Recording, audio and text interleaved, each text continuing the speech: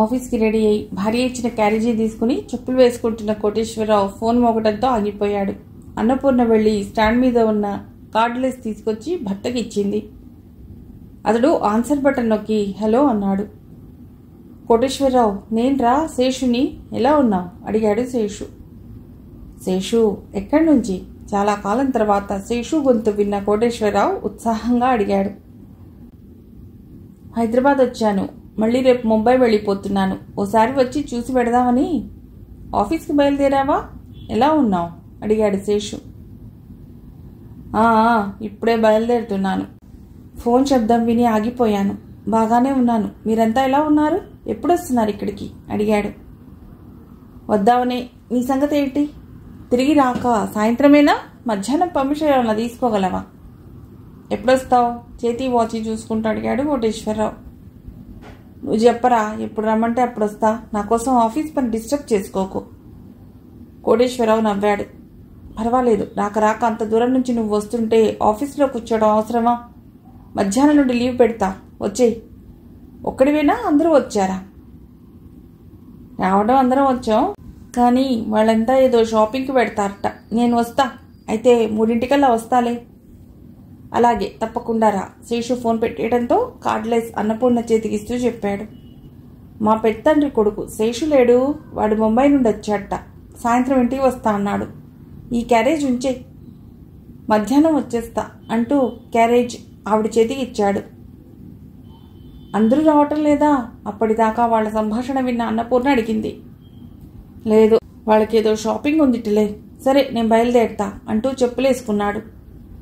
అలాగే, జాగ్రత్తగా వెళ్ళిరండి. గుమ్మం దాకా నడిచి అలవాటుగా చెప్పింది.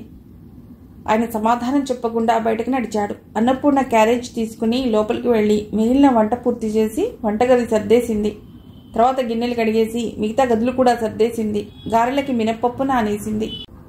రోజు ఆవిడ నిద్ర లేవగానే బ్రష్ చేసుకుని స్నానం చేసి దేవుడి దగ్గర దీపం పెట్టి వంటగదిలోకి నడుస్తుంది. అక్కడి నుంచి కాఫీలు, టిఫిన్లు, వంట అంతా పూర్తి చేసుకుని అందరినీ పంపించాక మొహం కడుక్కుని విశ్రాంతిగా కూర్చుని పేపర్ చదువుతుంది. ఇవాళ పేపర్ చదివే టైం లేదు అనుకుంటూ మొహం కడుక్కుని జడేసుకుంది. మడిచీర మార్చుకుని వాయిల్ చీర కట్టుకుంది. ఆవిడకి శేషు, అతడి భార్య ఉమా కళ్ల ముందు మెదిలారు. శేషు ఏదో వ్యాపారం చేసేవాడు. చాలా కాలం హైదరాబాద్లోనే ఉన్నారు వాళ్ళు. అతడికి 2 కొడుకులు. పెద్దవాడు భాస్కర్ మొదటి నుండి ముంబైలోనే ఉద్యోగం. రెండోవాడు జవహర్ ఏజీ ఆఫీస్లో పనిచేస్తున్నాడు. ఇద్దరికి పెళ్లిళ్ళయ్యాయి. శేషు హైదరాబాద్లో వ్యాపారం అంత లాభసాటిగా లేదని పెద్ద కొడుకు దగ్గరికి వెళ్ళాడు. అక్కడే ఏదో చేయాలనుకున్నాడు, కానీ బెడిసి కొట్టింది. ఇక చేయటానికి ఏమీ లేక 2 కొడుకుల దగ్గరికి తిరుగుతూ మూడు పెళ్ళాం కాలక్షేపం చేస్తున్నారు. ఎప్పుడు హైదరాబాద్ వస్తారో, ఎప్పుడు పెడతారో తెలియదు. కనీసం ఏడాదికి ఒక్కసారన్నా వచ్చి ఎలా ఉన్నారు, ఏంటి విశేషాలు అని మంచి చెడు మాట్లాడరు భార్యాభర్తలు. ఈవేళ అకస్మాత్తుగా ఇంత ప్రేమ ఎక్కడి నుంచి వచ్చిందో అనుకుంది. అన్నపూర్ణ కూడా ఇడ్లీ తినేసి కాస్త రవ్వ కేసరి చేసింది. ఆవిడ పని అయిపోగానే 2 కోటేశ్వరరావు వచ్చేశాడు. ఇద్దరూ కలిసి భోంచేశారు. కాసేపు నడుము వాల్చండి, మళ్ళీ అతడు వచ్చాక ఆవులిస్తారు అంది అన్నపూర్ణ. అవును, పడుకోవాల్సిందే అన్నాడు ఆవులిస్తూ. అన్నపూర్ణ కంచాలు తీసి శుభ్రం చేసి మినపప్పు నానిపోవటంతో గారెలకి రుబ్బి పక్కన పెట్టింది. పచ్చిమిరపకాయలు, అల్లం విడిగా మెత్తగా గ్రైండ్ చేసి పిండిలో కలిపింది. స్టవ్ వెలిగించి మూకుడు పెట్టింది. కాలింగ్ బెల్ మోగింది. అన్నపూర్ణ వచ్చినట్లున్నాడు అనుకుంటూ వీధి గుమ్మం దగ్గరకు వచ్చేసరికి చెప్పులు వదిలి లోపలికి వస్తున్నాడు. రండి అన్నపూర్ణ మర్యాదగా ఆహ్వానించింది. ఏమ్మా, వీధి తలుపు వేయలేదే? కుర్చీలో కూర్చుంటూ అడిగాడు. ఏం పర్వాలేదండి, ఇక్కడ భయాలేం లేవు. కులాసానా? అక్కయ్య పిల్లలు బాగున్నారా అడిగింది. అందరూ నిక్షేపంగా ఉన్నారు. మీరెలా ఉన్నారు? వచ్చాడా కోటి అడిగాడు శేషు. వచ్చారు. భోంచేసి కాసేపు నడుము వాలుస్తా అంటూ లోపలికి వెళ్లారు. లేపుతా అంటూ పడగదిలోకి వెళ్ళింది. భర్త దగ్గరగా వెళ్లి నెమ్మదిగా పిలిచింది. ఏమండి, ఆయన వచ్చారు. కొద్దిగా వంగి చెవిలో చెప్పింది. మంచి నిద్రలో ఉన్న కోటేశ్వరరావు ఒక్క పిలుపుకే లేచి అన్నపూర్ణని చూసి వచ్చాడా అని అడుగుతూ మంచం దిగాడు. వచ్చారు, మొహం కడుక్కుని రండి అంటూ వంటగది వైపు వెళ్ళింది. బాత్రూంలోకి వెళ్ళి చల్లటి నీటితో మొహం కడుక్కుని టవల్తో తుడుచుకుంటూ హాల్లోకి వచ్చాడు. ఏరా, ఎలా ఉన్నావు? శేషు స్వరం. ఇంతకాలమైంది మనం కలిసి అంటూ కోటేశ్వరరావు పలకరించుకున్నారు. హాల్లో అన్నదమ్ములిద్దరూ ఒకరినొకరు ఆప్యాయంగా పలకరించుకోవటం వింటూ చల్లటి మంచినీళ్లు 2 గ్లాసుల్లో తెచ్చి భర్తకి శేషుకి ఇచ్చింది అన్నపూర్ణ. వాళ్ళిద్దరూ కబుర్లు చెప్పుకుంటుంటే తను తిరిగి వంటగదిలోకి వెళ్లి మూకుళ్ళో నూనె వేసింది. శేషు స్వరం గట్టిగా వినిపిస్తోంది. ఇతడు గట్టిగా మాట్లాడటం ఇంకా మానలేదు అనుకుంటే అన్నపూర్ణ పిండి గుండ్రంగా ప్లాస్టిక్ పేపర్ మీద తట్టి మధ్యలో రంధ్రం చేసి కాగిన నూనెలో వేస్తూ. వాళ్ల మాటల్లో ముంబై విశేషాలు, వాళ్ల పిల్లల ఉద్యోగాలు వగైరా దొర్లుతున్నాయి. అన్నపూర్ణ 2 ప్లేట్లలో 4 గారెలు, అల్లం పచ్చడి వేసి చిన్న బౌల్లో కొంచెం రవ్వ కేసరి పెట్టి తెచ్చింది. ఎందుకమ్మా ఇవన్నీ అంటూనే అందుకున్నాడు శేషు. వేడివేడి గారికి అల్లం పచ్చడి అద్దుకుని తింటున్న శేషు వైపు చూస్తూ అక్కయ్య కూడా వస్తే బాగుండేది అంది అన్నపూర్ణ. ఈసారి అసలు నేను కూడా రాగలనో లేదో అనుకున్నాను, కానీ మీకు ముఖ్య విషయం చెప్పాలని వచ్చాను అన్నాడు శేషు. కాఫీ కలపటానికి వంటగదిలోకి వెళ్లబోతున్న అన్నపూర్ణ ఒక్క క్షణం ఆగి భర్త మొహంలోకి చూసింది. ఆయన గారి తుంచుకుని తింటూ ఏ విషయం అని అడిగాడు చాలా మామూలుగా. ఏదో కొత్త వ్యాపారం గురించి చెప్తాడేమో అనుకుంటూ. వాళ్ళ విషయాలు నాకెందుకు అనుకుంటూ అన్నపూర్ణ వెళ్లబోతుంటే నువ్వు కూడా ఉండమ్మా అన్నాడు శేషు. అన్నపూర్ణ భ్రుకుటి ముడిపడింది. ఇప్పుడే వస్తా అంటూ లోపలికి వెళ్లి స్టవ్ ఆర్పేసి వచ్చింది. నేను చెప్పే విషయం విని మీ ఇద్దరూ ఆవేశపడకుండా ఏం చేయాలో ఆలోచించండి అంటూ ఉపోద్ఘాతం మొదలెట్టిన శేషు వైపు భార్యాభర్తలిద్దరూ ఆసక్తిగా చూశారు. ఏం చెప్పబోతున్నాడు? ఇద్దరి మనసులో సందేహం. పిల్లలకి కొంపదీసి అప్పుడే సంబంధాలు తెచ్చాడా ఏం? లేక ఏదన్నా ఆస్తిపాస్తుల గురించి మాట్లాడతాడా? లేక తన కోడలు కొడుకు గురించి చెప్తాడా? అదే అయితే ఆవేశపడ్డం దేనికి? రకరకాలుగా ఆలోచిస్తూ అతడు చెప్పబోయే విషయం ఏమై ఉంటుందా అని ఆలోచిస్తూ కుతూహలంగా చూడసాగారు. వారం క్రితం మేం కోడల్ని తీసుకుని సైట్ సీయింగ్కి వెళ్ళాం. మ్యూజియం, గండిపేట, గోల్కొండ అంటూ ఆపాడు శేషు. భార్యాభర్తలిద్దరూ ప్రశ్నార్థకంగా చూసుకున్నారు ఒకళ్ళని ఒకళ్ళు. ఈ విషయం ఇలా విశేషంగా ఎందుకు చెప్తున్నాడో ఇద్దరికీ అర్థం కాలేదు. శేషు గారెలు తినడం పూర్తి చేసి ప్లేటు పక్కన పెడుతూ మంచి అల్లం ఘాటుతో వేడివేడిగా బ్రహ్మాండంగా ఉన్నాయమ్మా గారెలు అన్నాడు. ఇంకా 2 వేస్తాను అని వెళ్ళబోతున్న అన్నపూర్ణని ఆపుతూ వద్దు ఇంకా ఇది తినాలిగా అంటూ రవ్వ కేసరి బౌల్ చేతిలోకి తీసుకుని మొదలెట్టాడు. అందరం గోల్కొండ వెళ్ళాం. అక్కడంతా కాలేజీ పిల్లలు జంటలుగా. ఏంటరా కాలం బొత్తిగా మారిపోయింది. మరీ 16, 17 ఏళ్ల అమ్మాయిలు అబ్బాయిలు కాలేజీ ఎగ్గొట్టి వచ్చేస్తారు. అక్కడే కాదు, జూ పార్క్కి వెళ్ళామా అక్కడ అంతే. ఎక్కడ చూసినా జంటలుగా. చూస్తుంటే ఏమిటో వాళ్ళంతా కంపరం ఎత్తింది. బొత్తిగా దిక్కుమాలిన సినిమాలు, ఇంటర్నెట్లు పిల్లల్ని పాడు చేస్తున్నాయి. 20 ఏళ్ళు వచ్చేసరికి అందరికీ అన్ని అనుభవాలు అయిపోతున్నాయి, పెళ్లిళ్ళు కాకపోయినా. అయినా వాళ్ళని లాభం లేదు. పెద్దలే కొంచెం జాగ్రత్తగా చూసుకోవాలి. అవును బావగారు, తెల్లవారి పేపర్ తెరిస్తే ఇంటి నుండి లేచిపోయి పోలీస్ స్టేషన్లో పెళ్లిళ్లు చేసుకున్న వాళ్ళు, గుళ్లలో పెళ్లిళ్లు చేసుకుంటున్న వాళ్ళు, పెళ్లి కాకుండా కలిసి బతికేవాళ్ళు ఏటో బొత్తిగా భయం భక్తి లేకుండా తయారవుతున్నారు. కాలం మారుతోందంటే ఏమిటో అనుకున్నా, కానీ ఇలా ఉచ్చం నీచం లేకుండా మారుతుందనుకోలేదు. అన్నపూర్ణ కూడా శేషుని సమర్థిస్తూ అంది. మొన్ననేగా పేపర్లో ఒక 15 ఏళ్ల అమ్మాయిని ప్రీడే చంపేశాడని వార్త చదివాను. దాని వయస్సు 17. అప్పటికి 4 ఏళ్ల నుండి వాళ్ళ మధ్య ప్రేమాయణం నడుస్తోందిట. అర్థం ఉందా? అంత చిన్నపిల్లలకి ప్రేమేమిటి? వెధవేషాలు కాకపోతే 4 తన్ని ఇంట్లో పడేస్తే ఇంత దూరం వచ్చేదా? మండిపడ్డాడు కోటేశ్వరరావు. అదే నేను చెప్తున్నది. వీళ్ళవి ప్రేమలని ఎలా అంటాం? ఏదో ఆకర్షణ, వెర్రిపోకడ, దానికి ప్రేమ అని పేరు పెట్టేసుకోవటం, ఐ లవ్ యూ అనేసుకోవటం. ఏమిటో నిట్టూరుస్తూ అడిగాడు శేషు. అన్నట్టు మన గాయత్రి వయసు ఎంతో? 17 చెప్పింది. చెబుతూ వెంటనే చిన్న ఉలికిపాటుకు గురైంది అన్నపూర్ణ. ఎందుకు అడుగుతున్నాడు? శేషు కొన్ని క్షణాలు గంభీరంగా ఉండి, ఇలా చెప్తున్నానని బాధపడకండి, పిల్లని ఓ కంట కనిపెట్టి ఉండండి అన్నాడు. అన్నపూర్ణ, కోటేశ్వరరావు అతడి వైపు ఆశ్చర్యంగా చూస్తూ ఏం జరిగింది అన్నారు. అప్పటికే శేషు నేను చెప్పబోయే విషయం విని మీరు ఆవేశపడకండి అని చెప్పటం, గాయత్రి వయసు అడగటం, ఇప్పుడు ఇలా అనటంతో అన్నపూర్ణ మనస్సు కీడు శంకించింది. గాయత్రి ఏదైనా తప్పు చేసిందా? పిల్ల లాంటిది కాదు, దానికంత ధైర్యం కూడా లేదు. పైగా కాలేజీకి ఇంటికి తప్ప మరో చోటికి వెళ్ళని పిల్ల గురించి ఈయనకేం తెలుస్తుంది? మనసుకి సమాధానం చెప్పుకుంది. శేషు 2 క్షణాల తర్వాత అన్నాడు. దాన్ని నేను చూసి ఏడాది దాటిందనుకో, అయినా గుర్తుపట్టగలను. కోటేశ్వరరావు నొసలు చిట్లిస్తూ అనుమానంగా అడిగాడు. ఎక్కడ చూసావు శేషు? అన్నపూర్ణ గుండె దడదడలాడింది. శేషు ఇద్దరి మొహాల్లో మారుతున్న రంగులు గమనిస్తూ చెప్పటానికి కొంచెం సందేహించాడు. కానీ ఇవాళ తను ఈ విషయం దాస్తే రేపు ఏదన్నా జరిగితే ఆ తప్పు తనదే అవుతుంది. నీకు తెలిసి నాకెందుకు చెప్పలేదు? నీ కూతురే అయితే అలాగే వదిలేస్తావా అని అడిగితే, ఎంతైనా తమ్ముడు, ఒక తల్లి పిల్లలు కాకుండా రక్త సంబంధాలు ఎక్కడికి పోతాయి? లేదు, చెప్పాలి అనుకుంటూ నెమ్మదిగా అన్నాడు. గోల్కొండలో. మ్రాన్పడిపోయింది అన్నపూర్ణ. మొహంలో నెత్తురు చుక్కలేనట్లు పాలిపోయింది ఆవిడ మొహం. కాళ్ళు చేతులు వణకడం మొదలెట్టాయి. నిస్తేజంగా భర్త వైపు చూసింది. కోటేశ్వరరావు మొహం ఆవేశంతో ఎర్రబడింది. పళ్ళు పటపటలాడిస్తూ గవ్వాల లేచి నిల్చుని, ఎప్పుడు అని అడిగాడు. కంచులా మోగింది ఆయన కంఠం. అదే, మొన్న మేం వెళ్ళిన రోజే. ఎవరో కుర్రవాడితో కనిపించింది. శేషు! కోటేశ్వరరావు కొంచెం గట్టిగా అరిచాడు.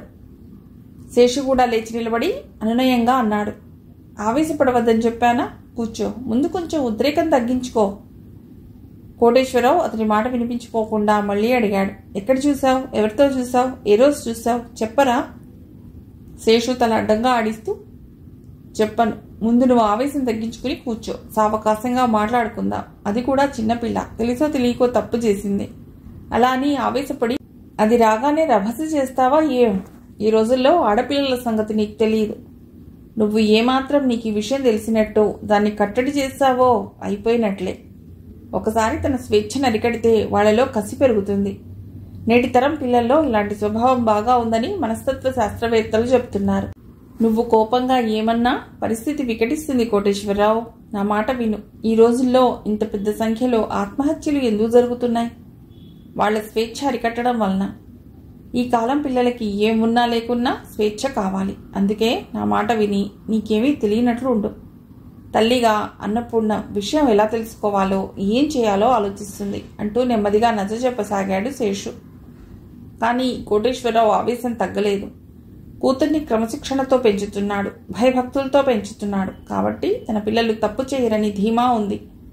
ఇప్పుడు శేషు చెప్పింది వాస్తవం అయితే తప్పు చేసింది గాయత్రి కాదు, తన భార్య. ఆ పిల్లని పెట్టవలసినంత కట్టుదిట్టాల్లో పెట్టలేదు అనే కదా అర్థం. ఇదెలా జరిగింది? ఆలోచిస్తూనే శేషు బలవంతంగా భుజాలు పట్టుకుని కుర్చీలో కూర్చోబెట్టడంతో కుప్పగూలిపోతున్నట్లుగా కూర్చున్నాడు. శేషు చెప్పసాగాడు. అక్కడ దాన్ని చూడగానే ముందు అవునా కాదా అని ఆలోచిస్తూ నిలబడిపోయా. తర్వాత ఉమకి చూపించా. తను చూసి మన గాయత్రే అంటూ కన్ఫర్మ్ చేయటంతో అక్కడే ఆగి నిలబడి అబ్జర్వ్ చేశా. అది చాలా బిడియపడుతూ కూర్చుంది. కళ్లలో భయం, బెదురు. వాడిని చూస్తే ఉత్త వెధవలా ఉన్నాడు. మన పిల్ల కదా, దారి తప్పి నడుస్తోంది, ఏదో ప్రలోభంలో పడుతోంది అని చూస్తూ నాకెందుకులే అని వదిలేయలేకపోయా. అందుకే పనిగట్టుకుని వచ్చాను చెప్పటానికి. వాడు వెధవ, పిట్టలు పట్టేవాళ్లా ఉన్నాడు చూడటానికి. అది బలవంతంగా వచ్చిన దానిలా బిత్తడు చూపులు చూస్తూ కూర్చుంది. అంటే అర్థం కాలా? ఎవడో దాని అమాయకత్వం చూసి బుట్టలో వేశాడు. అన్నపూర్ణ నోరు విప్పింది. ఎవరో ప్రలోభ పెడితే మాత్రం ఆడపిల్ల సిగ్గుశరం లేకుండా అలా పరాయి మగాడితో గోల్కొండ, గండిపేట తిరిగితే మా పరువేం కాని బావగారు. మీలా ఎందరు చూశారో, ఎక్కడెక్కడ చూశారో. అసలు కాలేజీకి వెళ్లకుండా అలా కోటలు, పార్కులు తిరగమని ఎవరు చెప్పారు దానికి? అసలు అంత ధైర్యం ఎలా వచ్చింది? అందుకే అర్థం కావటం లేదు. ఆవిడ మాటలు పూర్తి కాకుండానే కళ్లల్లో నీళ్లు గిర్రున తిరిగాయి. బాధపడకమ్మా, బాధపడితే సమస్య తీరదు. దీనికి ఏదో పరిష్కారం ఆలోచించాలి. మన పిల్లని మనం అదుపులో పెట్టుకోవాలి. కాలేజీ కాక ఎటూ వెళ్లకుండా కట్టడి చేయాలి. అంతే. కొంతకాలం అలా ఉన్నాక దానికే తెలిసి వస్తుంది. పళ్ళు పటపటలాడిస్తూ అన్నాడు కోటేశ్వరరావు. అవును, దాని కాళ్ళు చేతులు కట్టేసి ఇంట్లో కూర్చోబెట్టన్నపూర్ణ. రేపటి నుండి దానికి కాలేజ్ లేదు, ఏమీ లేదు. 2 రోజులు తిండి నీళ్లు కూడా ఇవ్వకుండా మార్చు, దరిద్రపు. కసిగా అంటున్న భర్త వైపు భయంగా చూసింది అన్నపూర్ణ. అదే వద్దంటున్నా. ఏదైనా సరే నెమ్మదిగా నచ్చ చెప్పే ధోరణిలో ఉండాలి గాని మన పెద్దరికంతో హింసించకూడదు. నరికి పోగులు పెట్టాలి. నచ్చ చెప్పడం కూడానా? కాలేజ్ కనీసం కో ఎడ్యుకేషన్ కూడా కాదు. దీనికప్పుడే బాయ్ ఫ్రెండ్, వాడితో తిరగటం. రాని దాన్ని. ఇదిగో, నువ్వలా నా మాట వినకుండా అది రాగానే అరిచి, తిట్టి, కొట్టి గగ్గోలు చేశావంటే జరగబోయే పరిణామాలకు నేను బాధ్యుణ్ణి కానురా. చెబితే వినవే, నీ ధోరణి నీదే. విసుగుతో కూడిన శేషు మాటలు పూర్తవుతుండగా గేట్ చప్పుడు అవ్వటంతో గాయత్రి గాల్లో తేలుతూ లోపలికి అడుగు పెట్టడం జరిగింది. అమ్మాయి, మీ ఆయన లోపలికి తీసుకెళ్ళు, గాయత్రి వస్తోంది. ఇప్పుడు ఆవేశపడితే సీన్ రివర్స్ అవుతుంది అన్నపూర్ణతో అన్నాడు శేషు. గాయత్రి అప్పటికే లోపలికి వచ్చింది. శేషుని చూసి వెంటనే గుర్తుపట్టింది. నమస్తే పెదనాన్న అంది. ఏమా, కాలేజీ నుంచేనా అడిగాడు శేషు. అవును అంది తడబడుతూ. కోటేశ్వరరావు కళ్ళు గడియారం మీదికి వెళ్ళాయి. 4:05. రోజు ఎన్ని గంటలకు వస్తుంది కాలేజీ నుంచి? భార్య వైపు చూస్తూ అడిగాడు. ఆవిడ తత్తరపడింది. ఎన్నడూ లేంది తండ్రి ఆ సమయంలో ఇంట్లో ఉండటం, తల్లి ఏదో భయపడుతూ ఉండటం, ఆ వాతావరణం రొటీన్గా తను చూసేదానికి భిన్నంగా ఉండటం గాయత్రికి ఏదో శంకగా అనిపించింది. ఏదో జరిగింది ఇంట్లో అనుకుంది. కుంపతీసి తను రమేష్తో ఆటో ఎక్కడం ఎవరన్నా చూశారా? అన్నయ్య చూసినట్టు లేదు. మరి ఎవరు చూసుంటారు? మాట్లాడమే, కొంచెం గట్టిగా రెట్టిస్తూ అడిగేసరికి అన్నపూర్ణ బెదిరిపోతూ అంది. ఇదే టైంకి వస్తుంది? కోటేశ్వరరావు గాయత్రి వైపు చూసి సూటిగా అడిగాడు. నిజం చెప్పు, కాలేజీకి వెళ్ళావా? ఒక్కసారిగా గాయత్రికి ఒళ్ళంతా చెమట పట్టినట్టు అయింది. భయం జరజరా పాకింది. వెళ్ళాను నాన్న అంది వణికిపోతూ. అబద్ధం చెప్పకు, చంపేస్తాను గర్జించాడు. గాయత్రి ఆ గర్జింపుకు అద్దిరిపడి 2 అడుగులు వెనక్కి వేసింది. శేషు కూర్చున్న దగ్గర నుండి లేచి కోటేశ్వరరావు దగ్గరికి వచ్చి మందలిస్తూ అన్నాడు. ఏమిట్రా ప్రశ్నలు? కాలేజీకి వెళ్ళాలని చెప్తోంది కదా అని కోటేశ్వరరావు భుజం మీద చెయ్యేసి తొందరపడకు అన్నట్టు భుజం మీద నొక్కాడు. నివ్వెరపోయి నిలబడ్డ గాయత్రిని చూసి, వెళ్ళమ్మా, నువ్వు కాళ్ళు చేతులు కడుక్కొని కాఫీయో టీయో దాగు, అన్నపూర్ణ దానికేం కావాలో చూడు అంటూ వాతావరణంలోని గాంభీర్యాన్ని తేలిక చేయటానికి ప్రయత్నించాడు. కోటేశ్వరరావు గర్జిస్తున్నప్పుడు ఇలా కూర్చున్నాడు. అన్నపూర్ణ వంటగదిలోకి వెళ్ళిపోయింది. గాయత్రి తన గదిలోకి వెళ్ళిపోయింది. వాళ్ళు వెళ్ళాక కోటేశ్వరరావుకి మాత్రమే వినిపించేలా అన్నాడు శేషు. ఇది కాదు పద్ధతి, నేను చెప్తాను, అలా ట్యాకిల్ చేయి. నువ్వు ఆవేశపడి అడగటం, తను అబద్ధం చెప్పటం, ఇదంతా తెగేది కాదు. అంటే ఏంటి? ఒళ్ళో కూర్చోబెట్టుకుని బుజ్జగిస్తూ అడగమంటావా? అదేం చిన్నపిల్ల కాదు, అందుకే చెప్తున్నా. అది అలా ఒక అబ్బాయితో ధైర్యంగా కాలేజీకి కొట్టి వెళ్ళిందంటే అబద్ధాలు చెప్పటానికి మానసికంగా ప్రిపేర్ అయ్యే ఉంటుంది కదా. ఏ ధైర్యం లేకపోతే ఎలా పెడుతుంది? అందుకే నిజం రాబట్టే ప్రయత్నం చేయాలి. నేను చెప్తాను ఏం చేయాలో. చొక్కా వేసుకునేలా రోడ్డు మీదికి రా అన్నాడు. కోటేశ్వరరావు కొన్ని క్షణాలు నిశ్శబ్దంగా కూర్చుని లేచి వెళ్ళి లాల్చీ తొడుక్కుని వచ్చాడు. శేషు అన్నపూర్ణకు వినిపించేలా, అమ్మాయి నేను బయలుదేరుతున్నాను అన్నాడు. అన్నపూర్ణ బయటికొచ్చి, భోజనం చేసి వెళ్ళవచ్చు కదా అంది. లేదులేమ్మా, వాళ్ళు షాపింగ్ నుండి వచ్చి ఉంటారు, నా కోసం చూస్తూ ఉంటారు. ఈసారి మీ అక్కయ్యని తీసుకుని వస్తాలే, మళ్ళీ వచ్చే నెలలో వస్తా అన్నాడు. నేను కూడా అలా వెళ్ళొస్తా అన్నాడు కోటేశ్వరరావు. సరే, అందరిని అడిగానని చెప్పండి అంది అన్నపూర్ణ. అలాగే అంటూ బయలుదేరాడు. కోటేశ్వరరావు కూడా అనుసరించాడు. గదిలో ఉన్న గాయత్రికి అందరి మాటలు వినిపిస్తున్నాయి. తండ్రి పెదనాన్న వెళ్ళిపోయారని అర్థమైంది. అయినా గదిలోంచి బయటికి రావటానికి గుండె దడదడలాడుతోంది. ఏదో జరిగింది. ఏం జరిగింది? తను రమేష్ జూ పార్క్ వెళ్ళినట్లు ఏంటో తెలిసిందన్నమాట. ఇప్పుడెలా? నాన్న పెదనాన్నని పంపించొచ్చాక తప్పకుండా గొడవ చేస్తాడు. ఎలా? నిలదీస్తే ఏం చెప్పాలి? గాయత్రికి భయంతో పాటు ఒక రకమైన చిరాకు కూడా కలిగింది. నేను ఎక్కడికి వెళ్ళకూడదా? ఏనాడన్నా నాన్న అసలు ఎక్కడికన్నా తీసుకెళ్ళాడా? తన ఫ్రెండ్స్తో కూడా వెళ్ళకూడదు. అమ్మ పెట్టదు, అడుక్కు తిననివ్వదు అన్నట్లు ఈ నిర్బంధం ఏమిటి? ఎంత హాయిగా ఉంది రమేష్తో అలా జూ పార్క్లో తిరుగుతుంటే. అయినా తను ఒక్కతేనా ఏమిటి ఇలా తిరిగింది? ఎంతమంది అబ్బాయిలు అమ్మాయిలు వచ్చారో. వాళ్ళైతే అసలు ఎంత ఫ్రీగా తిరిగారు. ఇంకా తనే ఎవరైనా చూస్తారేమో అనుకుంటూ భయంగా తిరిగింది. చేయి పట్టుకుని తిరిగారు. చెట్ల కింద ఒకళ్ళనొకళ్ళు ఆనుకుని ఎంత కులాసాగా కూర్చున్నారు. తను మాత్రం రమేష్ తన చేయి పట్టుకున్నా ఊరుకోలేదు. విడిపించుకుని కొంచెం దూరంగా నడిచింది. ఈ మాత్రానికి కొంపలంటుకుంటున్నట్టు ఇంట్లో ఈ సీన్ ఏమిటి? అలా అనుకున్నాక ధైర్యం వచ్చింది. పుస్తకాలు బ్యాగు ఎక్కడివక్కడ పెట్టేసి కాళ్ళు చేతులు కడుక్కుని బయటకు వచ్చింది. వంటగదిలో అన్నపూర్ణ మిగిలిన పిండి గారెలు వేస్తోంది.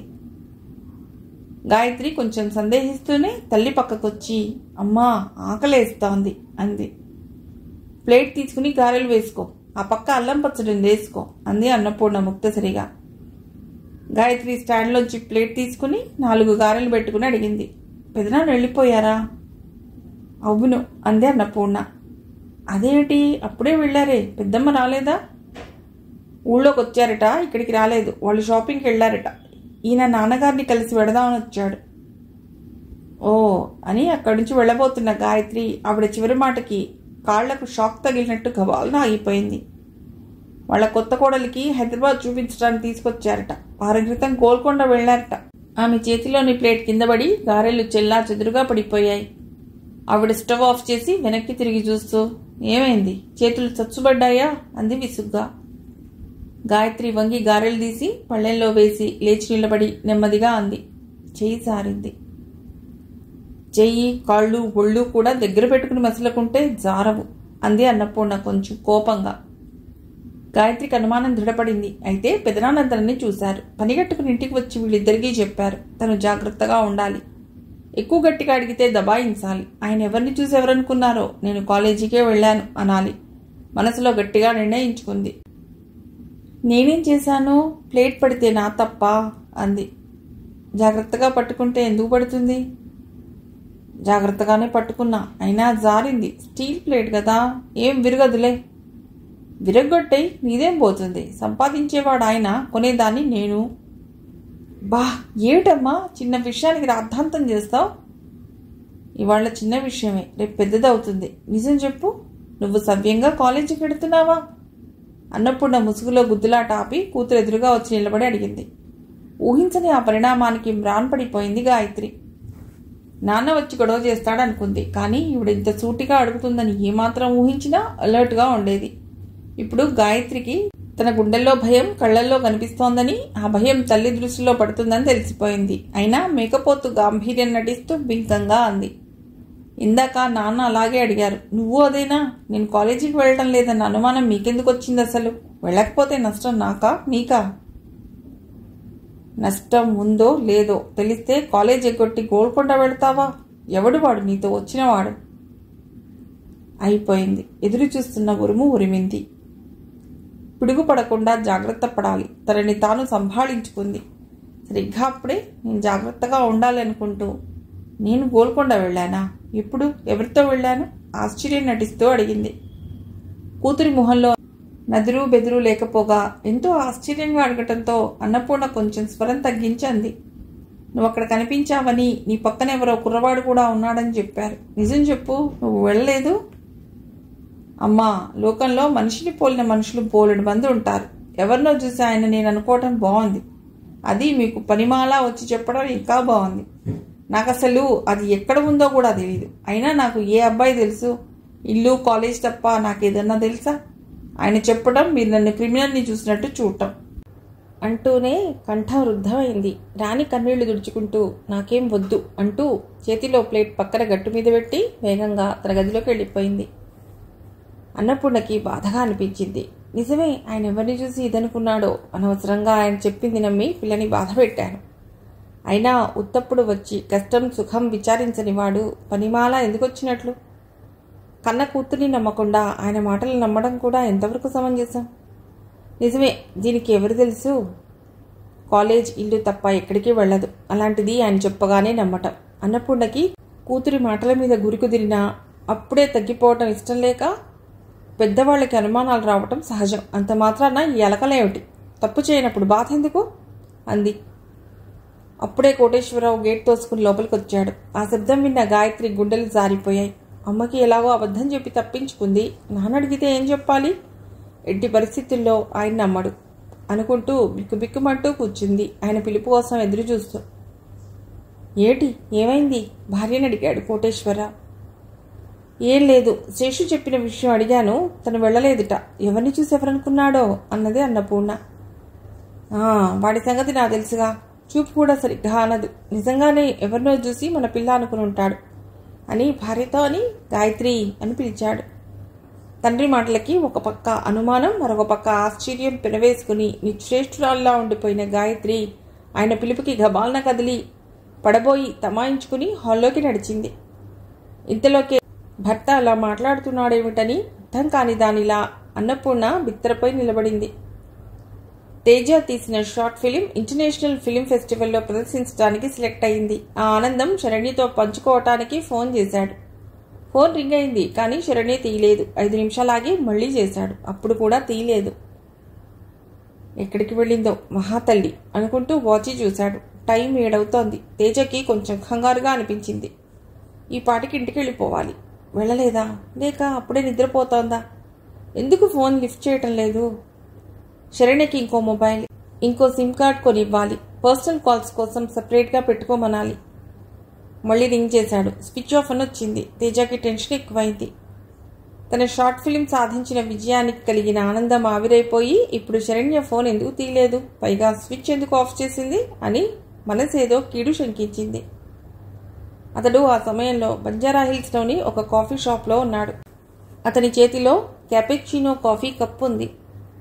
నెమ్మదిగా సిప్ చేస్తూ శరణ్య నెంబర్ ట్రై చేస్తూనే ఉన్నాడు. స్విచ్ ఆఫ్ అయిన ఫోన్ ఎన్నిసార్లు రింగ్ చేస్తే మాత్రం ఏం గలుస్తుంది? కప్పు టేబుల్ మీద పెట్టి గబుక్కున లేచి బయటికి నడిచి పార్కింగ్లో ఉన్న బండి తీశాడు. విపరీతమైన రద్దీ. 3-4 సిగ్నల్స్ దగ్గర చాలాసేపు ట్రాఫిక్ ఆగిపోయింది. చాలా అసహనంగా అటూ ఇటూ చూశాడు. ఎక్కడ చిన్న సందు దొరికినా దూసుకు వెళ్ళాలన్నట్లుగా. మొత్తం కార్లు, ఆటోలు, 2 వీలర్స్తో దడి కట్టినట్టుగా ఉంది. ఇంతమంది ఎక్కడికి పెడతారో ఇళ్లలో కూర్చోక అనుకున్నాడు చిరాగ్గా. అతడి మనస్సంతా శరణ్య ఫోన్ ఎందుకు స్విచ్ ఆఫ్ చేసింది అనే ప్రశ్న 1000 సార్లు ఇంపోజిషన్ రాసుకున్న పేపర్లా ఉంది. ఎందుకు ఎందుకు అనుకుంటూ ట్రాఫిక్ క్లియర్ అవ్వడం కోసం చూడసాగాడు. పావుగంట తర్వాత నెమ్మదిగా ఒక్కో వాహనం కదలసాగింది. బండి స్టార్ట్ చేసి వేగం పెంచాడు.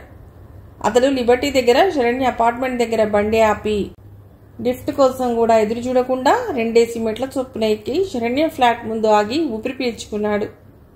Automatic Godrej lock. ఇంట్లో ఉందో బయటకెళ్ళిందో కూడా అర్థం కాదు. Calling bell నొక్కాడు.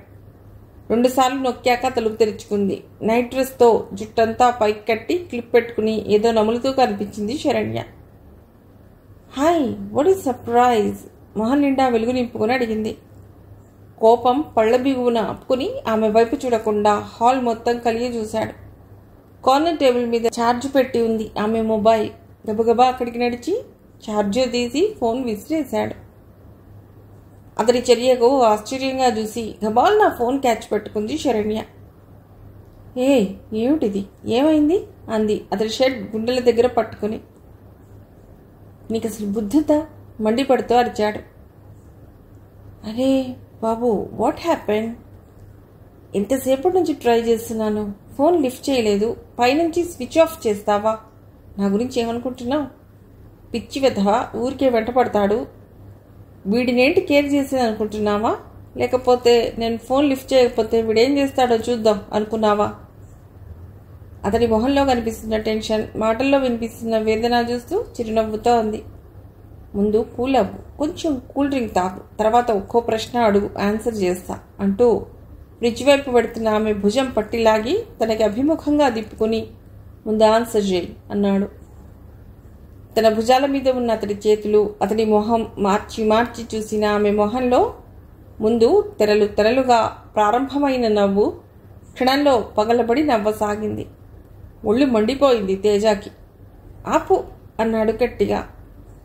ఆ అరుపుకి నవ్వాపిన పెదాల మీద కళ్ళల్లో చిందులేస్తూనే ఉండటంతో పెదాలు 2 బిగించి అతడనే చూడసాగింది. అసలు స్విచ్ ఆఫ్ అయిన దాకా ఛార్జ్ ఎందుకు పెట్టలేదు అడిగాడు. శరణ్య సమాధానం చెప్పకుండా అలాగే పెదాలు బిగించి నిలబడిపోయింది. చెప్పు, ఏం చేశావు ఇప్పటిదాకా? కాలేజీ నుండి ఇంటికి నేరుగా రాలేదా? ఎక్కడికి వెళ్ళావు?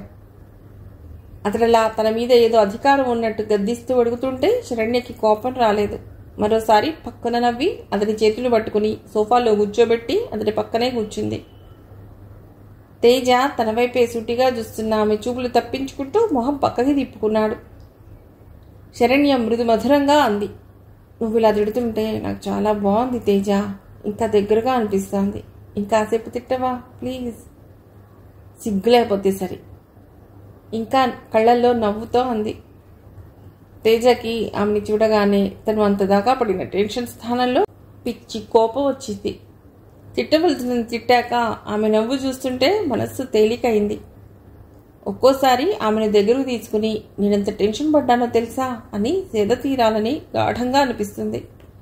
కానీ ఏదో దూరం ఆ దూరం అతడికి నచ్చనిది. ఆ దూరం శరణ్య తనంతట తానుగా తగ్గించాలి. అందుకు ఎంతకాలమైనా ఎదురు చూడాలి అనుకున్నాడు. అందుకే మొహం తిప్పుకుని టీవీ చూడసాగాడు. ఏదో తెలుగు సీరియల్ వస్తోంది. ఇద్దరు ఆడవాళ్లు ఇంకో లేడీ క్యారెక్టర్ గురించి మాట్లాడుకుంటూ ఆమె పెళ్లి ఎలా చెడగొట్టాలా అని ప్లాన్ చేస్తున్నారు. అది చూడగానే అణుచుకున్న కోపం నషాళానికి అంటింది. బుద్ధిందా? చదువుకున్న దానివి ఇలాంటి చెత్త ప్రోగ్రామ్స్ చూస్తావా? పైగా ఈ దిక్కుమాలిన ప్రోగ్రాం. దీన్ని చూస్తూ మైమరిచిపోయి నా ఫోన్కి రెస్పాండ్ అవ్వవా? నేనేం చేయాలి అన్నాడు. ఏమీ చేయొద్దు, బుద్ధిగా కూర్చుని నేను చెప్పింది విను అంది. ముందా టీవీ ఆఫ్ చేయి, నాకు బీపీ రైజ్ అవుతుంది అన్నాడు. శరణ్య కొంచెం వంగి సెంటర్ టేబుల్ మీద ఉన్న రిమోట్ తీసుకుని టీవీ ఆఫ్ చేసింది. సీరియస్గా కూర్చున్న తేజ వైపు చూసి అంది, కొంచెం ఆ సీరియస్నెస్ తగ్గించు బాబు. తేజ మాట్లాడలేదు, ఎటో చూస్తూ కూర్చున్నాడు. సరే, ఫోన్ స్విచ్ ఆఫ్ చేసినందుకు ఎక్స్ప్లెనేషన్ ఇచ్చిందాకా నవ్వకూడదని డిసైడ్ అయ్యావా? చెప్తా విను అంటూ తను అప్పటిదాకా తింటున్న ఉడకబెట్టిన వేరుశనగ పప్పులు 2 ప్లేట్లోంచి తీసి అతడి నోటికి అందించి చెప్పటం మొదలెట్టింది. ఇవాళ మామూలుగా రోజులాగానే కాలేజీకి వెళ్ళాను. నాకు ఇవాళ నా రొటీన్ 2 క్లాసులతో పాటు ఇంకో లెక్చరర్ రాలేదని ఆవిడ క్లాస్ కూడా తీసుకోమన్నారు, తీసుకున్నాను. అన్నీ అయ్యేసరికి లంచ్ టైం అయింది. ఇవాళ లంచ్ తీసుకుని వెళ్ళలేదు. నా కొలీగ్ రాఘవ కూడా తెచ్చుకోలేదు. కాలేజీ పక్కనే ఉన్న ఒక రెస్టారెంట్కి వెళ్ళాం ఇద్దరం కలిసి. మంచి ఇడ్లీ తిన్నాం, స్ట్రాంగ్ కాఫీ తాగాం. అప్పుడు మన హీరో, అదే నా కొలీగ్ రాఘవ గాడికి మూడొచ్చి నా చెయ్యి తన చేతిలోకి తీసుకుని ఐ లవ్ యూ అన్నాడు. లాగి చెంప మీద కొడదాం అనుకున్నాను. కానీ ప్రస్తుతం అలా కొట్టడం అనాగరికంగా పరిగణించబడుతోంది కాబట్టి మెత్తగా క్లాస్ పీకడం స్టార్ట్ చేశాను. ఒరే వెధవా, ఏదో నా తోటి లెక్చరర్వి కాబట్టి నీతో రెస్టారెంట్కి వచ్చానని, నువ్వు ప్రేమిస్తున్నానగానే నీకోసమే నేను జీవించినది అని పాడేస్తానని ఎలా అనుకున్నావురా బడుతాయ్? నీకంత సీన్ లేదు. ఇంకెప్పుడు ఇలాంటి చొల్లువాగుడు బాగకు అని వాడు బిల్ పే చేయబోతుంటే నేనే 2 బిల్ పే చేసి, బిల్ కట్టాను కదా అని నీ మీద నాకేదో ప్రేమ రాబోతోందని మురిసిపోకు. ఈ జన్మకి రాదు అని చెప్పి నా మానాన్ని నేను కాలేజీకి వెళ్ళాను. నేను ఇచ్చిన షాక్కి గిలగిలలాడిపోయి ఇంటికి వెళ్ళిపోయి ఫోన్ చేశాడు. నీకు నా గురించి తెలుసా? నా దగ్గర కోట్ల రూపాయలున్నాయి. ఉద్యోగం సరదాకి చేస్తున్నా. నా కుక్క మెయింటెనెన్స్ అంత జీతం లేదు నీకు, ఎందుకు ఎంత పొగరు అని వాగాడు. అయితే కుక్కనే పెళ్లి చేసుకో, కుక్కనే ప్రేమించు అని చెప్పి డిస్కనెక్ట్ చేశా. వాడికి ఆ మాటతో పౌరుషం పొడుచుకొచ్చింది. మళ్ళీ కాల్ చేసి తిట్టడం మొదలెట్టాడు. అది ఇవాళ మధ్యాహ్నం 2:30 నుండి సాయంత్రం 6:30 దాకా సాగుతూనే ఉంది. అందుకే ఫోన్ మోగుతున్నా చూడలేదు, లిఫ్ట్ చేయలేదు, అలా మోగుతూనే ఉంది. విసుగు పుట్టి ఆఫ్ చేశాడు. ఇప్పుడు చెప్పు, నాకు బుద్ధి ఉందా లేదా? మిట్టిన తేజమోహంలో క్షణక్షణం మారుతున్న రంగులు చూస్తుంటే అతడికి బాగా కోపం వచ్చిందని గ్రహించింది శరణ్య. అతడిని అలా చూస్తుంటే తమాషాగా ఉంది. తను ఫోన్ లిఫ్ట్ చేయలేదని కంగారు పడి అప్పటికప్పుడు ఇంత దూరం ఈ పీక్ టైంలో ట్రాఫిక్ సమస్యల్లో పడి రావటం, వస్తూనే తన చెంప పగలగొట్టాలన్న ఆవేశాన్ని బలవంతంగా అణుచుకుని మండిపట్టం సరదాగా ఉంది. తేజ నన్ను నిజంగా ప్రేమిస్తున్నాడు అనుకుంది. నీకు నిజంగా బుద్ధి లేదు. చెప్పుతో కొట్టి ఉంటే మళ్ళీ కాల్ చేసేవాడా? ఎందుకు కొట్టలేదు? నవ్వింది శరణ్య. ఆ కాలం పోయింది తేజ. నువ్వంటే నాకు మోజు, ఒక రాత్రి నాతో స్పెండ్ చేస్తావా అని డైరెక్ట్గా అడిగే నీచ సంస్కృతిని నాగరికతగా భావించి ఇష్టమైతే వెళ్ళటం, లేదంటే నో సారీ అని చెప్పే దురదృష్టకరమైన పరిస్థితుల్లో ఉన్నాం. నేను అలా కొట్టలేక కాదు, కొట్టి ఉంటే నేను ఒక అనాగరికురాల్లా ముద్రపడేదాన్ని. నన్నందరూ ఐటెంలాగా చూసేవాళ్ళు. ఈవేళ ఒక్కరోజు వాడి ఇష్టం వచ్చినన్ని కాల్స్ చేశాడు. రిప్లై ఇవ్వకపోతే విసిగిపోయి సైలెంట్ అయిపోతాడు.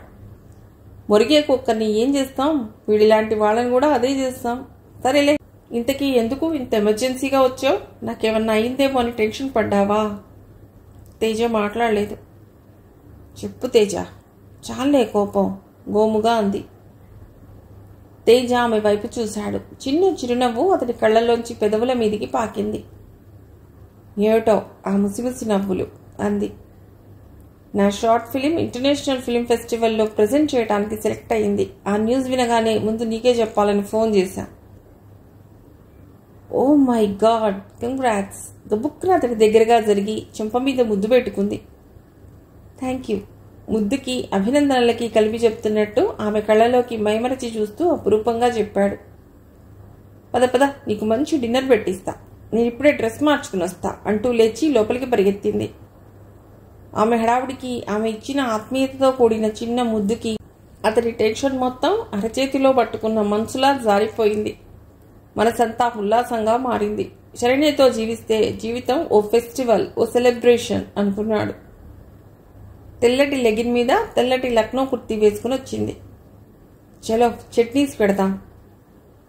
ముందు నీకు ఒక ఫోన్ కొనిస్తా, దానికి ఒక సిమ్ కార్డ్ కొనిస్తా, నీ ఆధార్ తీసుకురా, ఓ ఫోటో కూడా అన్నాడు. ఎందుకు? ప్రశ్నార్థకంగా చూసింది.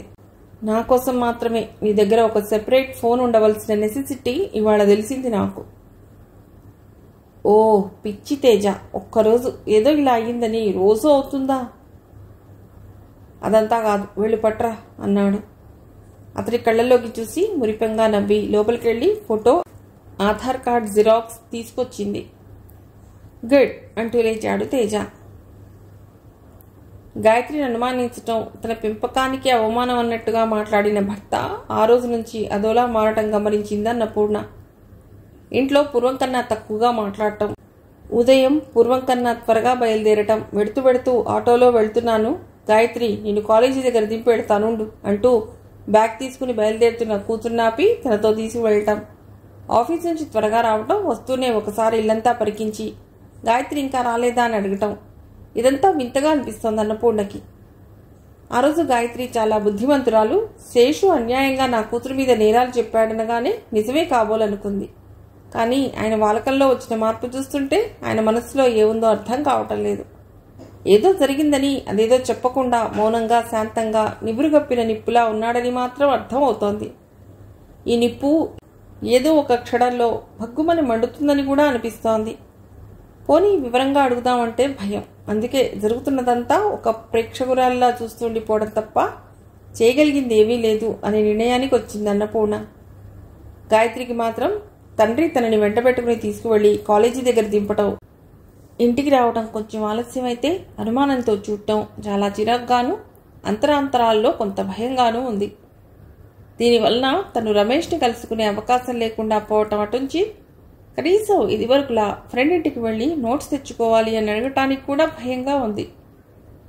ఇప్పటికే 10 రోజులు అయ్యింది అతడిని కలిసి. రమేష్ 2-3 సార్లు తన కోసం వీధి దాటి రోడ్డు మీదకు వచ్చి నిలబడి ఎదురు చూడటం, తండ్రి పక్కన కూర్చుని ఆటోలో వెళ్తున్నప్పుడే గమనించింది. అతడు ఏమనుకుంటున్నాడో తన గురించి అని చాలా దిగులుగా ఉంది. అసలే మాటిమాటికి నువ్వు బేకార్ అంటుంటాడు. అసలు అకస్మాత్తుగా తండ్రి అలా మారటానికి కారణం కూడా ఊహించలేకపోతోంది. తనని నమ్మినట్టు నటించాడా నాన్న? నిజంగా నమ్మలేదా? నటించటం దేనికి? లేదు, నాన్న తనని అనుమానించలేదు. శేషు పెదనాన్నే ఎవరినో చూసి తను అనుకున్నాడని చెప్పాడు. మరి ఎందుకీ కాపలా? గాయత్రికి అసహనం రోజు రోజుకి పెరిగిపోతూ మనశ్శాంతిని హరించేస్తోంది. ఆ రోజు నీ మీద నాకు నమ్మకం ఉందమ్మా, నువ్వు తప్పు చేయవని నాకు తెలుసు అన్న మనిషి ఇప్పుడెందుకు ఇలా బాడీగార్డ్లా వెంటొస్తున్నాడు? తనేం చిన్నపిల్ల, అసలు కాలేజీకి నాన్నతో వెళ్ళడం ఏమిటి? మొదటిసారి స్కూల్కి వెడుతున్న 5 ఏళ్ల పాపాయిని తీసుకువెడుతున్నట్టు తనని అలా తీసుకువెళ్ళడం ఏమిటి? రేపటి నుంచి తను అలా వెళ్ళకూడదు, రాను అని చెప్పాలి. నా మానాను నేను వెడతానని చెప్పాలి గట్టిగా నిర్ణయించుకుంది గాయత్రి. ఎందుకైనా మంచిది ముందుగా అమ్మకి చెప్పి తర్వాత నాన్నకు చెప్పాలి అనుకుంటూనే ఇంటికొచ్చింది. హాల్లో రోజులాగే టీవీ చూస్తూ తండ్రి కనిపిస్తాడని ఊహించింది. కానీ వాళ్ళెందుకో కోటేశ్వరరావు ఇంకా ఇంటికి రాలేదు. గాయత్రి ఇల్లంతా ఒకసారి కలే తిరిగి చూసి తల్లిని అడిగింది, నాన్న రాలేదా ఇంకా? రాలేదు. ఏం అంది అన్నపూర్ణ. ఏం లేదమ్మా, ఊరికే అడిగాను అంటూ ఒకసారి గేట్ వైపు తొంగి చూసి అంది. మా ఫ్రెండ్ ఇంటికి వెళ్ళాలి, 1 గంటలో వస్తాను, నాన్న అడిగితే చెప్పు. ఎవరా ఫ్రెండ్? అనుమానంగా చూసింది అన్నపూర్ణ. గాయత్రికి చిర్రెత్తుకొచ్చింది. తల్లి కళ్ళల్లో కనిపించిన అనుమానం చూడగానే. ఏమిటి వీళ్ళ ఉద్దేశం? మరీ తనని ఇలా గిరిగీసి పెంచటం ఏమిటి? తనేం చిన్నపిల్ల. ఇది ఇలాగే సాగనిస్తే తను ఈ ఇంట్లో ఒక బంధీ కావాలి. కుదరదు, అలా జరగకూడదు. తనకి స్వేచ్ఛ కావాలి. తనతోటి వాళ్ళంతా ఎలా ఉంటున్నారు, తను ఎలా ఉంటుంది? ఈ లోకంలో ఎవరన్నా తనలాగా పరికిణి ఓణి వేసుకుని కాలేజీకి వెడుతున్నారా? పంజాబీ డ్రెస్లు, లాంగ్ స్కర్ట్లు, జీన్స్లు, ప్యాంట్లు. ఇదేమిటి పాత సినిమాల్లో లాగా ఈ పరికిణి ఏమిటి? అయినా తను ఎదురు చెప్పలేకపోతోంది. నాన్నకి ఛాదస్సం బాగా ఎక్కువైంది. చిన్నపిల్లలని తీసుకుని వెళ్ళినట్టు కాలేజీకి వెంటబెట్టుకు వెళ్ళడం ఏమిటి? అసలు ఈ బందికానా జీవితం ఏమిటి? తిరగబడాలి, తప్పదు, తిరగబడాలి. అందుకే కొంచెం అసహనంగా అంది. నా క్లాస్మేట్ అమ్మా. అసలేంటి ఈ మధ్య మీరిద్దరూ నన్ను ఇలా కాపలా కాస్తున్నారు? నా మీద నమ్మకం లేదా? నేను ఎక్కడికెడతాను? ఆయన చూస్తే రోజు నన్ను కాలేజీ దగ్గర దింపి వెళ్తున్నాడు. ఇంకా నయం, అక్కడే కూర్చుని వెంట పెట్టుకుని ఇంటికి కూడా తీసుకొస్తే సరిపోతుందిగా. నాకంటూ ఫ్రీడమ్ లేదా? అన్నపూర్ణ కూతురి వైపు నిశితంగా చూసింది. ఏం ఫ్రీడమ్ కావాలి నీకు? స్నేహితులతో ఎక్కడికి పడితే అక్కడికి తిరిగే ఫ్రీడమ్ కావాలా? గాయత్రి 10 రోజుల నుండి మనసులో పెట్టుకున్న కోపం బుస్మంటూ పైకి లేచింది. దొంగని దొంగ అంటే ఒప్పుకోకపోగా 1కి 2 సార్లు అంటే తిరగబడే ప్రమాదం ఉంది. ఇప్పుడు అదే జరిగింది. అసలే 10 రోజులుగా రమేష్ని కలిసే అవకాశం దొరకటం లేదు. కనీసం మాట్లాడుకునే అవకాశమూ లేదు. దానికి తోడు ఇప్పుడు అన్నపూర్ణ ఇలా సూటిగా ప్రశ్నించేసరికి రెచ్చిపోయింది. ఏమిటమ్మా మాటి మాటికి ఎక్కడ పడితే అక్కడ తిరుగుతున్నావు అంటున్నారు? ఆ రోజు మీరేగా శేషు పెదనాన్న చెప్పింది పొరపాటు అయి ఉండవచ్చు అన్నారు. మళ్ళీ అనుమానమా?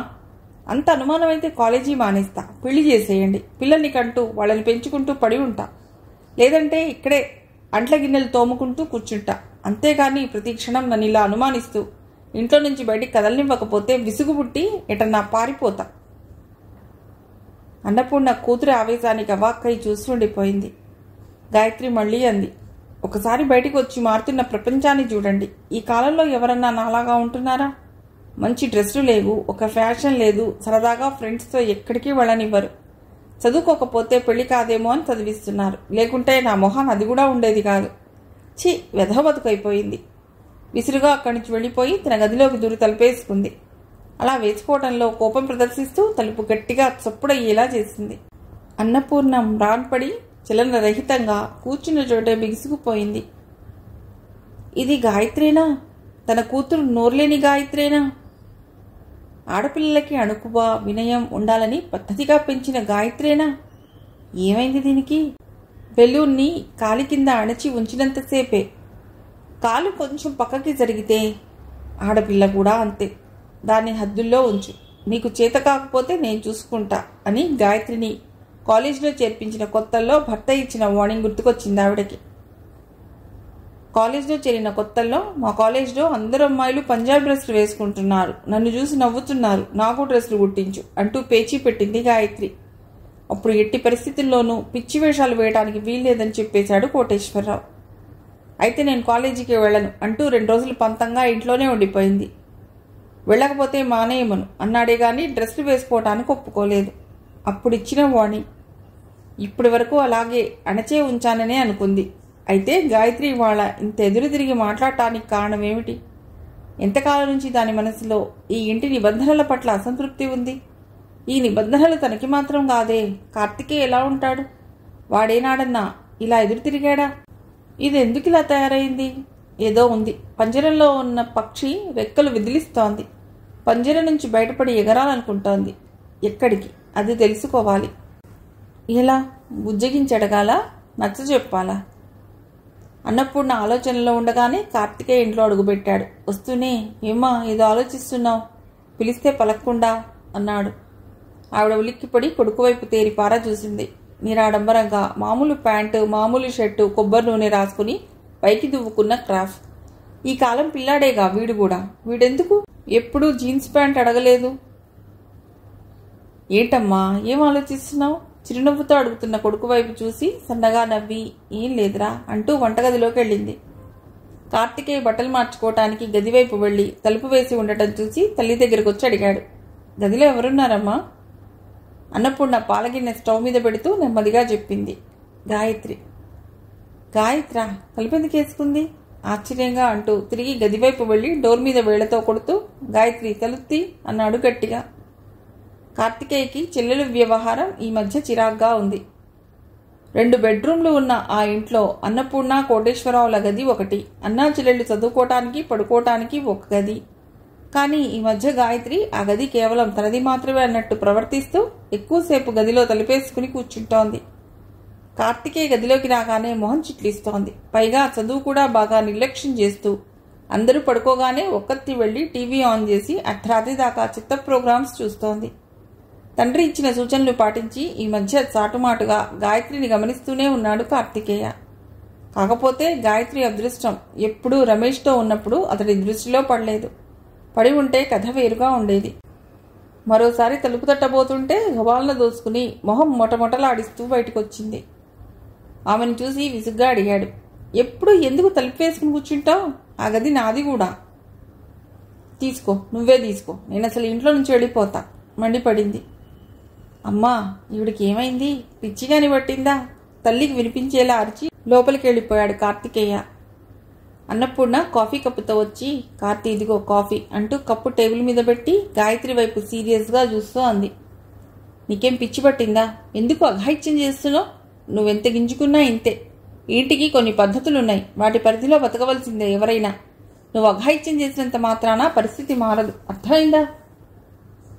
నాకు తెలుసు, అన్నీ తెలుసు, నేను మారను అంటూ గబగబా హాల్లోంచి బయటకు వెళ్ళి చెప్పులేసుకుంది. ఎక్కడికే? గట్టిగా అడిగింది అన్నపూర్ణ. నాకు పనుంది. ఏం పని ఈ వేళప్పుడు? మీ నాన్నగారు వచ్చే టైం అయింది. అయితేనా? నిర్ఘాంతపోయి చూసింది అన్నపూర్ణ. ఆవిడ చూపులకి కొంచెం బెదిరిన గాయత్రి తన ఆవేశాన్ని అడుచుకుంది. ఒక్క క్షణం ఆవిడకి సమాధానం చెప్పకుండా గేట్ దగ్గరికి వెళ్ళి గేట్ తెరిచి అక్కడే నిలబడి వీధిలో ఆడుకుంటున్న పిల్లల వైపు చూస్తూ నిలబడిపోయింది. ఇంతే వయసులో ఆగిపోతే ఎంత బాగుండేది. ఆడపిల్లలకి ఎదుగుతున్న కొద్దీ హద్దులు గీస్తుంటారు ఎందుకో. అయినా ఈ చాదస్తాలన్నీ ఇంట్లోనే. తన క్లాస్మేట్స్ అందరూ ఎంత ఫ్రీగా ఉంటారు. అమ్మాయిలు అబ్బాయిలు కలిసి రోజు పక్కనే ఉన్న పిస్తా హౌస్కి వెళ్ళి అవి ఇవి తింటూ కబుర్లు చెప్పుకుంటారు. తను వాళ్లతో కలవాలని ఎన్నోసార్లు అనుకుంది. కానీ ఎవ్వరూ తనని పిలవరు. అందుకు కారణం తన డ్రెస్సింగ్. తనని వెలేసినట్లు చూస్తారు. ఈ కాలంలో ఈ డ్రెస్సింగ్ ఏంటి గాయత్రి? నువ్వు మారాలి అంటుంటారు. మారవలసింది తను కాదు, అమ్మా నాన్న. ఆలోచనలో ఉన్న గాయత్రి ఉలిక్కిపడింది. తన మీద ఏదో పడింది. గబుక్కున జరిగి మోణి చేత్తో దులిపింది. తన కాలి కింద పొడుగ్గా చుట్టిన కాగితం వంగి తీసుకుని తలెత్తి ఆ కాగితం వచ్చిన వైపు చూసింది. కొంచెం దూరంగా వాళ్ళ ఇంటి వైపు వెళ్తున్న రమేష్ వెనక్కి చూస్తున్నాడు గాయత్రి వైపు. ఆమె దృష్టి తన వైపు పడగానే కళ్లతో సైగ చేశాడు. గాయత్రి పెదాలు బిగించి చేతిలో ఉన్న కాగితం చూసింది. నెమ్మదిగా తిరిగి లోపలికి నడిచి గేటు వేసింది. లోపల రగులుతున్న అగ్నిపర్వతంలా కూర్చుని ఉంది అన్నపూర్ణ. రమేష్ విసిరిన ప్రేమలేఖ కుడి చేతిలో అత్యంత భద్రంగా పట్టుకుని అందులో ఏముందో అనే ఆతృతతో గబగబా లోపలికి నడిచిన గాయత్రికి నిప్పుల కుప్పటిలా కూర్చున్న తల్లిని చూడగానే గుండె జారిపోయింది. అమ్మ చూడలేదు కదా. తను వంగి రమేష్ విసిరిన కాగితం ఉండతీయటం అనుకుంటూ తల్లి వైపు తల తిప్పి కూడా చూడకుండా కావాలని కొంచెం విసిరిగా గదిలోకి వెళ్ళిపోయింది. గదిలో కార్తికేయ డ్రెస్ మార్చుకుని మంచం మీద అడ్డంగా పడుకున్నాడు. అతన్ని అలా చూడగానే చిరాకేసింది. గాయత్రి అడుగుల శబ్దానికి కళ్ళు తెరిచి చూసి తిరిగి కళ్ళు మూసుకున్నాడు కార్తికేయ. ఎటు కాని వేళ నువ్వు ఇలా మంచు మొత్తం ఆక్రమిస్తే ఎట్లా? ఇవాళ నుంచి నువ్వు హాల్లో పడుకో, ఈ గది నాది అంది. మనిషికో గది ఉండటానికి మనం కోటీశ్వరులం కాదు. అయినా నీ మంచం నీకు సపరేట్గా ఉందిగా. నా మంచం మీద నేను పడుకుంటే నీకేం, కూర్చుంటే నీకేం? నాకు ప్రైవసీ కావాలి. నేను పెద్దదానయ్యాను. ఇక నుంచి నీతో షేర్ కలవటం నాకు ఇష్టం లేదు అంటూ హాల్లోకి వెళ్ళి తల్లికి వినిపించేలా అంది. ఇవాళ నుంచి నీ కొడుకుని హాల్లో పడుకోమను. ఆ గది నాకు కావాలి. ఆవిడ సమాధానం చెప్పలేదు. గాయత్రి మరోసారి అంది. అయినా అసహ్యంగా అన్నయ్య నా గదిలో పడుకోవటం ఏం బాగుంటుంది? ఇద్దరం పెద్దవాళ్ళం అయ్యాం కదా. నాకు చదువుకోవాలన్నా పడుకోవాలన్నా చాలా ఇబ్బందిగా ఉంది. అన్నపూర్ణ కూర్చునే దగ్గర నుండి లేచి కూతురు వైపు వచ్చింది. సూటిగా గాయత్రి మొహంలోకి చూస్తూ అంది. నీకేదైనా దయ్యం పట్టిందా? అఘాయిత్యం చేస్తున్నావు ఎందుకే? నువ్వేం కోటీశ్వరుడి కూతురు అనుకుంటున్నావా? హద్దులు తెలుసుకుని మసలుకో. వెధవేషాలేస్తే కాళ్ళు చేతులు విరగ్గొట్టి ఇంట్లో కూర్చోబెడతాను. ఎందుకులే ఆడపిల్లవి, నీ మనసు కష్టపెట్టడం మంచిది కాదని ఊరుకుంటుంటే రెచ్చిపోతున్నావేమిటి? వాడి మీద ఒంటికాల మీద లేస్తున్నావు. వాడెవరనుకుంటున్నావు? నీకు అన్నయ్య అని మర్చిపోతున్నావా? సంపేస్తాం, జాగ్రత్త. తర్జని చూపిస్తూ హెచ్చరించింది అన్నపూర్ణ. ఊహించని ఆ పరిణామానికి బిత్తరపోయింది గాయత్రి. తను ఏదో అనుకుని కొంచెం మొండితనం ప్రదర్శించింది. పరిస్థితి ఇలా అడ్డం తిరుగుతుందని ఊహించలేదు. ఈ ఇంట్లో వాళ్ళకి తన మీద అనుమానం వచ్చింది. అది కన్ఫర్మ్ చేసుకునేదాకా మంచిగా ఉండాలని నిర్ణయించుకున్నారు. ఒక్కసారి రమేష్ విషయం బయటకు వచ్చిందంటే ఇల్లు ఒక్క జైలు అవ్వడం ఖాయం. ఇంతకుముందు ఈ ఇంట్లో ఎవ్వరూ ఇలా మాట్లాడలేదు. అసలు అవకాశమే రాలేదు. ఎందుకంటే తను కూడా ఎప్పుడూ ఇలా ఎదురు తిరగలేదు. కనీసం అమ్మ మాటకు కానీ నాన్న మాటకు కానీ ఎదురు సమాధానం చెప్పలేదు. వాళ్ళు ఏం చెప్పినా బుర్ర ఊపడం తప్ప ఇంకో మాట మాట్లాడలేదు. అలాంటిది ఈ మధ్య వాళ్ళు ఏం చేసినా అతనికి తప్పుగా అనిపిస్తోంది. రమేష్తో పరిచయం అయి షికార్లు అలవాటయ్యాక తనకున్న నిబంధనలు భరించరానివిగా అనిపిస్తున్నాయి. కాలేజీ, ఇల్లు తప్ప మరో వ్యాపకం, మరో గోల లేని తనకి ఇప్పుడు అవి రెండూ తన స్వేచ్ఛకి ప్రతిబంధకాల్లా అనిపిస్తున్నాయి. ఆ జైలు గోడలు బద్దలు కొట్టుకుని రెక్కలు రెపరెపలాడించి గగన వీధుల్లో విహరించాలని అనిపిస్తోంది. అక్కడ తనతో పాటు రమేష్ కూడా ఉంటాడు కాబట్టి ఆ మేఘాల మీద అలా సాగిపోతూ చుక్కల లోకంలోకి వెళ్ళిపోయి రమేష్ చేసే చిలిపి పనుల మాధుర్యం ఆస్వాదించాలనిపిస్తోంది. అతడి వెచ్చటి కౌగిట్లో నలిగిపోవాలనిపిస్తోంది. ఎప్పుడు లేంది ఈ మధ్య సినిమాల్లో ప్రేమ సన్నివేశాలు చూస్తుంటే ఆ సన్నివేశంలో తను రమేష్ కనిపిస్తున్నారు. అందుకే అందరూ నిద్రపోయినా తను మాత్రం రాత్రి పొద్దుపోయిందాకా టీవీ చూస్తూ గడుపుతోంది. అన్నపూర్ణ స్వరం మరింత కరుకుగా వినిపించింది. ఇవాళ నుంచి సాయంత్రం అన్నం వండటం, చపాతీ చేయటం నీ వంతు. వెళ్ళి చపాతీ పిండి కలుపు. ఆవిడ మాటలు వినగానే రోషంగా అంది గాయత్రి. అయితే ఇంకేం, చదువు మాన్పించేయండి, వంట చేసుకుంటూ బతికేస్తా. నీలాంటి వాళ్ళు బోలెడు మంది చదువుకున్నారు, పెద్ద పెద్ద డాక్టర్లు అయ్యారు, ఆఫీసర్లు అయ్యారు. వాళ్ళంతా వంట చేయడం లేదా? నువ్వేమైనా దిగొచ్చావా? వెళ్ళు, అనవసరంగా వాదన పెంచకు. మారుమాట మాట్లాడే అవకాశం ఇవ్వకుండా అన్నపూర్ణ లోపలికి తన గదిలోకి వెళ్ళిపోయింది. గాయత్రి కాళ్ళు ఎత్తి ఎత్తి విసురుగా నడుస్తూ వంటగదిలోకి వెళ్ళింది. అన్నపూర్ణ కావాలని బీరువా తెరిచి సర్దుతూ కూర్చుంది. కార్తికేయ గదిలో పడుకుని ఉన్నాడు. ఇదేం మంచి సమయం. గాయత్రి కుడిచేయి గుప్పిట విప్పింది. కాగితం నలిగిపోయింది. ఓ పక్కగా నిలబడి కాగితం తెరిచింది. గాయత్రి, ఏమైంది? ఈ నడుమ గానొస్తలేవు. నీకోసం పిచ్చోడ్నైతున్నా. రేపు సాయంత్రం ఇందిరా పార్క్కి రా, నీతో చాలా మాట్లాడాలి. నిన్న నువ్వు కాలేజీకి పోతుంటే చూసినా జబర్దస్తుగా తయారైనావు. ఒక్కసారన్నా నిన్ను ముద్దు పెట్టుకోవాలి. రేపు నువ్వు రాకుంటే నేనే మీ ఇంటికి వస్తా. మీ నాయన అమ్మ ఎదురుగానే ముద్దు పెట్టుకుంటా. గాయత్రి నరాలన్నీ తీయగా మూలిగాయి. అప్పటికప్పుడే రమేష్ వచ్చి అదేదో సినిమాలో రవితేజలాగా తనని అందరూ చూస్తుండగా గవాళ్ళ దగ్గరికి లాక్కుని ముద్దు పెట్టుకుంటున్నట్టు కుడి చేత్తో తనని దగ్గరకు తీసుకుని గాయత్రి నాది, ఎవరన్నా కాదంటే లేపుకెళ్ళిపోతా అని హీరోయిజం చూపిస్తున్నట్లు అనిపించి తనువంతా పులకింతలతో నిండిపోయింది. నిలబడలేక కాళ్ళు వణికినట్టయింది. ఆ కాగితం 2 చేతుల్లో పట్టుకుని మొహానికేసి రుద్దుకుంది. ఆ స్పర్శ రమేష్ పెదాల స్పర్శలా వెచ్చగా అనిపించింది. గోధుమపిండి డబ్బా అల్మారాలో పైరాక్లో ఉంటుంది, కనిపించిందా? అన్నపూర్ణ గొంతు వినిపించడంతో కాగితం మడతబెట్టి జాకెట్లో దాచేసింది. అల్మరా తెరిచి గోధుమపిండి డబ్బా తీసుకుంది.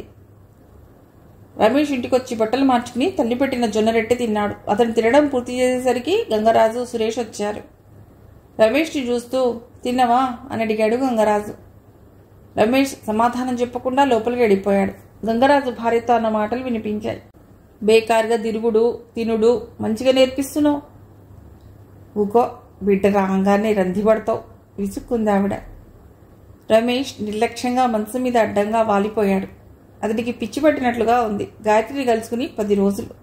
ఆమెని వాళ్ళ డాడీ కాలేజీకి వెంట పెట్టుకుని వెళ్ళడం, ఆమె తనతో మాట్లాడకపోవటం, కనీసం తన వైపు కూడా చూడకపోవటం, ఇదంతా ఎందుకు జరుగుతోందో తెలియటం లేదు. తను ఆమెను కలుసుకోవటం ఎవరన్నా చూశారేమో, అందుకే వాళ్ళమ్మా నాన్న ఆమెని కంట్రోల్ చేశారేమో అనే అనుమానంతో పాటు ఆమెకి పెళ్లి చేసేస్తారేమో అని భయం కూడా వేస్తోంది. గాయత్రి లాంటి అందమైన అమ్మాయి ఇంటి పక్కనే ఉంటే ఆమెని తను పెళ్లి చేసుకోవాలి కానీ ఇంకా ఎవరో పెళ్లి చేసుకోవడం ఏమిటి? అందుకే ఎలాగైనా గాయత్రిని కలవాలి. వీలైతే ఇద్దరూ లేచిపోవాలి. ఇంట్లో వాళ్ళకి చెప్పకుండా ఎక్కడికన్నా వెళ్ళిపోయి పెళ్లి చేసుకోవాలి. వాళ్ళు ఒప్పుకోరు, తన వాళ్ళు ఒప్పుకోరు. ఏమాత్రం తెలిసినా తన సంగతి ఎట్లా ఉన్నా ఆమెని మాత్రం ఖచ్చితంగా తన నుంచి దూరం చేస్తారు. రమేష్ పార్క్లో కలుసుకుందాం అని రాసి విసిరేసిన కాగితానికి గాయత్రి సమాధానం చెప్పకపోయినా ఆమె తప్పకుండా వస్తుందనే నమ్మకంతో ప్రశాంతంగా నిద్రపోయాడు. మర్నాడు గాయత్రి ఖచ్చితంగా వస్తుందని రమేష్ 4 గంటల నుండే పార్కుకు వెళ్లి పచార్లు చేయసాగాడు. 10 నిమిషాలు గడిచినా ఆమె రాకపోవడంతో అతడికి టెన్షన్ పెరిగిపోసాగింది. లోపల నుంచి బయటికి, బయట నుంచి లోపలికి పదే తిరగసాగాడు. గేట్ దగ్గర ఉన్న వాచ్మెన్ 4 సార్లు చూసి 5వ సారి అతడి చొక్కా పట్టుకుని గట్టిగా అడిగాడు, ఏం సంగతి? వీడేం చేస్తున్నావు? దమ్మా ఖరాబ్ అయిందా? ఎవరు నువ్వు? ఆ టికెట్ తీసుకున్నావా? రమేష్కి భయం వేసింది. షర్ట్ జోబులోంచి టికెట్ తీసి చూపించాడు. అతడి చేతిలోంచి గబాలన లాక్కుని చూస్తూ అడిగాడు, ఏం చేయనీకొచ్చినావు? ఒక్కడివే వచ్చినావా? రమేష్ భయంగా అన్నాడు, వాకింగ్ వచ్చినా, నా దోస్తు గురించి వెయిట్ చేస్తున్నా. వాకింగ్ గురించి వచ్చినాడివి? వాకింగ్ ఇట్లనా చేసేది? నీ దోస్త్ లోపలికి రాడా? దోస్త్ అంటే పోరడా పోరా? రమేష్ తడబడ్డాడు. అమ్మాయి అని చెప్తే వీడు ఏమంటాడు? దిక్కులు చూడసాగాడు. వాచ్మెన్ రమేష్ మెడ మీద చేయి వేసి, నీ అసంటోళ్ళని మస్తు చూసినా, నడు బయటికి, నీ బాబు జాగిరి కాదిది, నడు అంటూ తోసేయబోతుండగా ఆటో ఆగడం, అందులోంచి గాయత్రి దిగడం ఒకేసారి జరిగాయి. రమేష్ కళ్ళు ఆమెని చూడగానే మెరిశాయి. వాచ్మెన్ చేతి నుంచి విడిపించుకుంటూ, అన్నా సారీ అన్నా, అదిగో ఆమెనే నా దోస్త్, వదిలే అన్నా అన్నాడు బతిమాలుతూ. వాచ్మెన్ గాయత్రి వైపు చూశాడు. గాయత్రి అతడిని రమేష్ని బెదిరిపోతూ చూసింది. ఏమనుకున్నాడో వాచ్మెన్ రమేష్ని వదిలేస్తూ, జరసేపు కూసుని జల్దీ బయటికి పోండి, లోపలేమన్నా నకరాలు చేస్తే బొక్కలు తీస్తా అన్నాడు. రమేష్ తల అడ్డంగా ఆడిస్తూ గబగబా అన్నాడు, లే అన్నా, జస్ట్ కూసుని మాట్లాడుకుంటాం అంతే, జల్దీ పోతాం అన్నాడు. వాచ్మెన్ గాయత్రినే చూస్తూ పొండి అన్నాడు. రమేష్ కుడి బొటనవేలు మడిచి 4 వేళ్లు నుదుటి కానిచ్చి కృతజ్ఞత తెలిపి గాయత్రి దగ్గరికి వెళ్ళి ఆమె చేయి పట్టుకుని లోపలికి నడిచాడు. గాయత్రికి ఏం జరిగిందో అర్థం కాక అయోమయంగా రమేష్తో నడుస్తూ ఒక్కసారి వెనక్కి తిరిగి చూసింది. వాచ్మెన్ ఆమెనే చూస్తున్నాడు. గాయత్రికి భయంతో వాళ్ళంతా జలదరించినట్లయింది. ఏమైంది? అతడేమంటున్నాడు అడిగింది. నీ గురించి నేను అటు ఇటు తిరుగుతున్నా, ఆడికేదో డౌట్ వచ్చింది, లొల్లి స్టార్ట్ చేసిండు, కన్విన్స్ చేసినా అన్నాడు. అంటే ఏమన్నాడు అడిగింది గాయత్రి. గుల్మోహర్ చెట్టు కింద బెంచ్ మీద కూర్చుంటూ, ఆయన సంగతి వదిలే, నీ సంగతి చెప్పు, ఏమైంది మీ ఇంట్లో తెలిసిందా మన సంగతి? మీ డాడీ ఎందుకు తొలగబోతుండే నిన్ను కాలేజీకి అని అడిగాడు. గాయత్రి దిగులుగా అంది, మా ఇంట్లో రెస్ట్రిక్షన్స్ బాగా ఎక్కువయ్యాయి. మా పెద్దనాన్న ఆ మధ్య వచ్చి వెళ్ళిన దగ్గర నుండి నా మీద మా వాళ్లకు ఏదో డౌట్ వచ్చింది, కానీ పైకి ఏమీ అనటం లేదు, మనసులో మాత్రం డౌట్ ఉందనిపిస్తోంది. గోల్కొండ వెళ్ళినప్పుడు నన్ను మా పెదనాన్న చూశారేమో, నాన్నకి చెప్పారేమో అనిపిస్తోంది. ఎవరు మీ పెదనాయన అడిగాడు. నీకు తెలియదులే, మా ఫాదర్ కజిన్. బహుశా నేను ఇక కలవలేను. ఇవాళ నేను కలుసుకోవటానికి ఇంట్లో గొడవపడి కాలేజీకి ఒక్కదానే వెళ్ళిపోయాను. అందుకే ఇప్పుడు రాగలిగాను. రేపటి నుంచి ఇంకా ఏం జరుగుతుందో తెలియదు. నన్ను మర్చిపో రమేష్ గాబరాగా అన్నాడు. గసంటి మాటలు అనకు, మనం మ్యారేజ్ చేసుకుందాం. మ్యారేజా? ఇప్పుడా? ఏం చేస్తాం పెళ్లి చేసుకుని? ఎక్కడుంటాం? అసలు ఎలా బతుకుతాం? మనకి జాబ్ కావాలి, ఎవరిస్తారు? విస్మయంగా అడిగింది. గాయత్రికి రమేష్ పెళ్లి చేసుకుందాం అనగానే విసుగ్గా అనిపించింది. పదే పదే పెళ్లి మాట ఎత్తుతాడే అనుకుంది చిరాగ్గా. సరదాగా కొంతకాలం లవర్స్ లాగా సినిమాలు షికార్లు తిరుగుతూ మధ్య మధ్య కౌగిలింతలు ముద్దులతో ఎంజాయ్ చేశాక పెళ్లి చేసుకుంటే మజాగా ఉంటుంది. ఇతడు ప్రారంభంలోనే పెళ్లి పెళ్లి అని మొదలెట్టాడు. ఇదేం మనిషి అనిపించింది. ఎట్లనో బతుకుదాం. నేను మా అమ్మని అడిగి తెస్తా పైసలు, నువ్వేం ఫికర్ చేయకు, మనం ఏడికన్నా పోదాం. ఎక్కడికి? ఆశ్చర్యంగా చూసింది. ఏడకో చూద్దాం, ముందు ఈ ఊరికెళ్ళిపోయి పెళ్లి చేసుకున్నాక చూద్దాం. నేను రాను, నాకు భయం, వణికిపోతూ అంది. భయం లేదు, ఏం లేదు, నాతో నస్తున్నావు గంతే మొండిగా అన్నాడు. రాను. గబాల్న కూర్చున్న దగ్గర నుండి లేచింది. ఆమె చేయి పట్టుకుని లాగి కూర్చోబెడుతూ అన్నాడు. నువ్వు రాకుంటే తోలుకపోతా. వదిలి నా చెయ్యి, నేను రాను, చెయ్యి లాక్కుంటూ అంది. వదలా, నువ్వు రావాలే, వస్తున్నావు. నీకు పిచ్చి పట్టిందా? వదులు, అందరూ చూస్తున్నారు, వదులు. ఒక్క విదిలింపుతో చెయ్యి లాక్కుంది. రమేష్ తను కూడా లేచి నిలబడి బతిమిలాడుతూ అన్నాడు. నువ్వు లేకుంటే నేను బతకలేను గాయత్రి, నువ్వు నాకు కావాలి. ఈడ ఉంటే మన పెద్దోళ్ళు మనలను కలవనియ్యరు. ఎక్కడికన్నా పోయి హ్యాపీగా ఉందా, నా మాటిను. అతను ఇలా బతిమలాడుతుంటే గాయత్రికి జాలేసింది. రమేష్ అంటే తనకి ఇష్టమే, కానీ అప్పుడే పెళ్లి అంటే చిరాకు పుడుతోంది. నాకు ఇప్పుడే పెళ్లి చేసుకోవటం ఇష్టం లేదు, నా చదువు పూర్తి కావాలి, నేను జాబ్ చేయాలి. అయినా అలా ఇంట్లో చెప్పకుండా పారిపోవడం అంటే నాకు భయం. నీతో వచ్చాక నువ్వు నన్ను వదిలేస్తే? నిన్ను వదులుతానా? గట్ల అనకు, సచ్చిందాకా వదలా. నేను చదివిస్తా, నీకెంత కావాలంటే అంత చదువుకో. గాయత్రికి అతడి మాటల్లో నిజాయితీ కనిపించింది. నిజంగానా అంది మెరిసిన కళ్ళతో. ప్రామిస్ అన్నాడు. ఏమో వదిలేస్తే? అరే సమజ్ కాదా, వదలన్నా కదా, నిన్ను లవ్ చేస్తున్నా, పెళ్లి చేసుకుంటా. అతడి కళ్ళల్లోకి చూసింది. తన మీద బోలెడంత ప్రేమ కనిపించింది. నిజంగా ప్రేమిస్తున్నాడు రమేష్ తనని. అందుకే 10 రోజుల నుండి నాన్న కాపలా కాస్తున్నా తనే ధైర్యం చేసి ఇక్కడ కలుసుకునే ఏర్పాటు చేశాడు. పాపం వాచ్మెన్తో తిట్లు కూడా తిన్నాడు తన కోసం. రమేష్ అన్నట్టు ఇలాగే అయితే ఇక ఇద్దరూ కలుసుకునే అవకాశం ఉండదు, విడిపోవడమే. గాయత్రికి ఆ మాట అనుకుంటేనే ఎలాగో అనిపించింది. రమేష్ తనని ప్రాణంగా ప్రేమిస్తున్న రమేష్, తనని గోల్కొండ తీసుకువెళ్ళిన రమేష్, తనకి మంచి మంచి గిఫ్ట్లు ఇచ్చే రమేష్, సరదాగా కబుర్లు చెప్పే రమేష్, ఇతన్ని వదిలి ఎలా బతకటం? చదివిస్తా అంటున్నాడు, ప్రాణంగా చూసుకుంటా అంటున్నాడు. కానీ అతడితో వెడితే సినిమాల్లో చూపించినట్టు కొంతకాలం తర్వాత తనని వదిలేస్తే మళ్ళీ తను ఎక్కడికెడుతుంది? అలా వదలడు. తన ఇంట్లో కంటే ఎక్కువ సుఖంగా ఉండవచ్చు అతడితో. గాయత్రి ఆలోచనలు 10 విధాలా పోతున్నాయి. ఏం ఆలోచిస్తున్నావు గాయత్రి? చెప్తన్నా విను. ఈడనే ఉంటే మనం ఎన్నటికీ ఇట్లనే ఉండాలి. నువ్వు నీ ఇంట్లా, నేను నా ఇంట్లా. మీ అమ్మ నాన్న నీకు వేరే వానితో పెళ్లి చేస్తారు. వచ్చే తోడు ఎసంతోడో. తాగుడైతే నీ లైఫ్ ఖరాబ్. నాకు తాగే అలవాటు లేదు. నిన్ను మంచిగా చూసుకుంటా. రేపు రాత్రి నీ బట్టలు బుక్స్ తీసుకుని వచ్చి ఈడనే వెయిట్ చేస్తా. కొంచెం ఆశగా మరికొంచెం దీనంగా చూసింది గాయత్రి. నాకు భయం వేస్తోంది రమేష్. అసలు ఎలా బయటికి రాను? నా బట్టలు నా పుస్తకాలు తీసుకుని ఎవ్వరూ చూడకుండా ఇంట్లోంచి రావటమే. పైగా అమ్మ నాన్న అన్నయ్యని వదిలి ఎలా రాను? నా వల్ల కాదు. అయితే నేను ట్యాంక్ బండ్లా దూకుతా బెదిరింపుగా అన్నాడు. భయంగా అతడి చేయి పట్టుకుని అలా అనకు అంది. మరి చెప్పు, వస్తావా రావా? ఎలా? ఇప్పుడు ఎట్లొచ్చినవో అట్లనే. నిస్సహాయంగా చూసింది. చెప్పు, వస్తావా? నాకు కొంచెం టైం ఇవ్వు. మరీ రేపే అంటే ఎలా? 4 రోజులు ఆగుదాం. సరే 4 రోజులు అంటున్నావు కదా, ఓకే. రాకుంటే చూడు, ట్యాంక్ బండ్లో దూకి సూసైడ్ చేసుకుంటా. అతడి వైపు చూసింది. అతడి కళ్ళల్లో పట్టుదల, మొండితనం. తప్పకుండా అన్నంత పని చేస్తాడు అనేలా ఉంది. తలాడించింది అప్రయత్నంగా. అతడి కళ్ళు మెరిశాయి. నాకెరికే నీకు నేనంటే లవ్ అన్నాడు. అయితే గాయత్రి అనుకున్నట్టు 4 రోజులు గడవకుండానే ఉపద్రవం వచ్చిపడింది. అప్పటికే ఆమె కదలికల మీద నిఘా పెట్టిన కోటేశ్వరరావుకి గాయత్రి కాలేజ్ నుంచి ఎటో వెళ్ళిందన్న విషయం తెలిసిపోయింది. చూచాయిగా ముందు రోజే గాయత్రి అప్పుడప్పుడు కాలేజ్ ఎగ్గొట్టి ఎక్కడికో వెడుతుందని రోజూ ఆమెతో కలిసి ఇంటికి వెళ్లే నీరజ ద్వారా తెలిసింది. నీరజ ఇల్లు గాయత్రి ఇంటికి వెళ్లే దారిలోనే ఉండటంతో రమేష్ పరిచయం అయిందాకా ఇద్దరూ కలిసి ఇంటికి వెళ్లేవాళ్లు.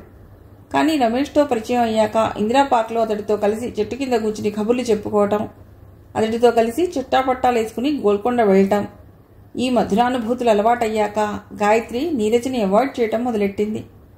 గాయత్రి అకస్మాత్తుగా అలా మారిపోవటం నీరజకి ఆశ్చర్యం, అనుమానం కూడా కలగడానికి దారి తీసింది. అలా చేసిందంటే ఖచ్చితంగా ఆమెకి బాయ్ ఫ్రెండ్ దొరికాడని నీరజ ఊహించింది. సహజంగా ఆడపిల్లలకి ఉండే కుతూహలంతో అతడు ఎవరో తెలుసుకోవటానికి ప్రయత్నించింది. కానీ ఇంతవరకు తెలుసుకోలేకపోయింది. ఈ లోపల గాయత్రి రోజూ తండ్రితో కలిసి కాలేజీకి రావటం, మధ్య మధ్య సాయంత్రాలు కూడా ఆయనే వచ్చి తీసుకువెళ్ళటం చూశాక ఆమె అనుమానం నిజమైంది. గాయత్రి బాయ్ ఫ్రెండ్తో తిరగటం ఆయన చూశాడని, అందుకే వెంటబెట్టుకొస్తున్నాడని రూఢీ చేసుకుంది. అనుకోకుండా ముందు రోజు ఇంటికి దగ్గరగా ఉన్న సూపర్ మార్కెట్లో కోటేశ్వరరావుకి నీరజ కనిపించి విష్ చేయటం, మాటల మధ్య గాయత్రి విషయం రావటం, తన అనుమానం నీరజ ఆయన ముందు కసిగా బయటపెట్టడం జరిగింది. ఆ రోజే గాయత్రి తల్లితో గొడవ పట్టడం, ఆ గొడవలో తన పట్ల ఆంక్షలు విధిస్తున్న తల్లి తండ్రులకి ఎదురు తిరిగి కాలేజీకి ఒక్కత్తి వెళ్లటంతో కోటేశ్వరరావు ఆఫీస్కి లీవ్ పెట్టి ఇంట్లో ఉండిపోయాడు. గాయత్రి కాలేజ్ నుంచి రాగానే ఇవాళ నిలదీయాలని ఎదురు చూస్తున్నాడు. అనుకోకుండా గాయత్రి అదే సమయంలో సాయంత్రం రమేష్ని కలుసుకుని ఆలస్యంగా ఇంటికి రావడం జరిగింది. గాయత్రి ఇంట్లో అడుగుపెట్టేసరికి తల్లి తండ్రి చెరో కుర్చీలో నిశ్శబ్దంగా కూర్చున్నారు. ఆ నిశ్శబ్దం పెద్ద విస్ఫోటనానికి దారి తీసే అగ్నిపర్వతం చుట్టూ అలుముకున్న వాతావరణంలా ఉంది. వాళ్ళని అలా చూడగానే భయంతో ముచ్చబుటలు పోశాయి గాయత్రికి. కాళ్లలో వణుకు మొదలైంది. అరచేతులు చెమటతో తడిసిపోయాయి. అప్రయత్నంగా తల భూమిలోకి వంగింది. ఎక్కడి నుంచి వస్తున్నావు? ఉరుములా వినిపించింది ఆయన స్వరం. గాయత్రి బిత్తరబోతూ తల్లి మొహంలోకి చూసింది. సమాధానం చెప్పమన్నట్లు చూస్తోంది ఆవిడ.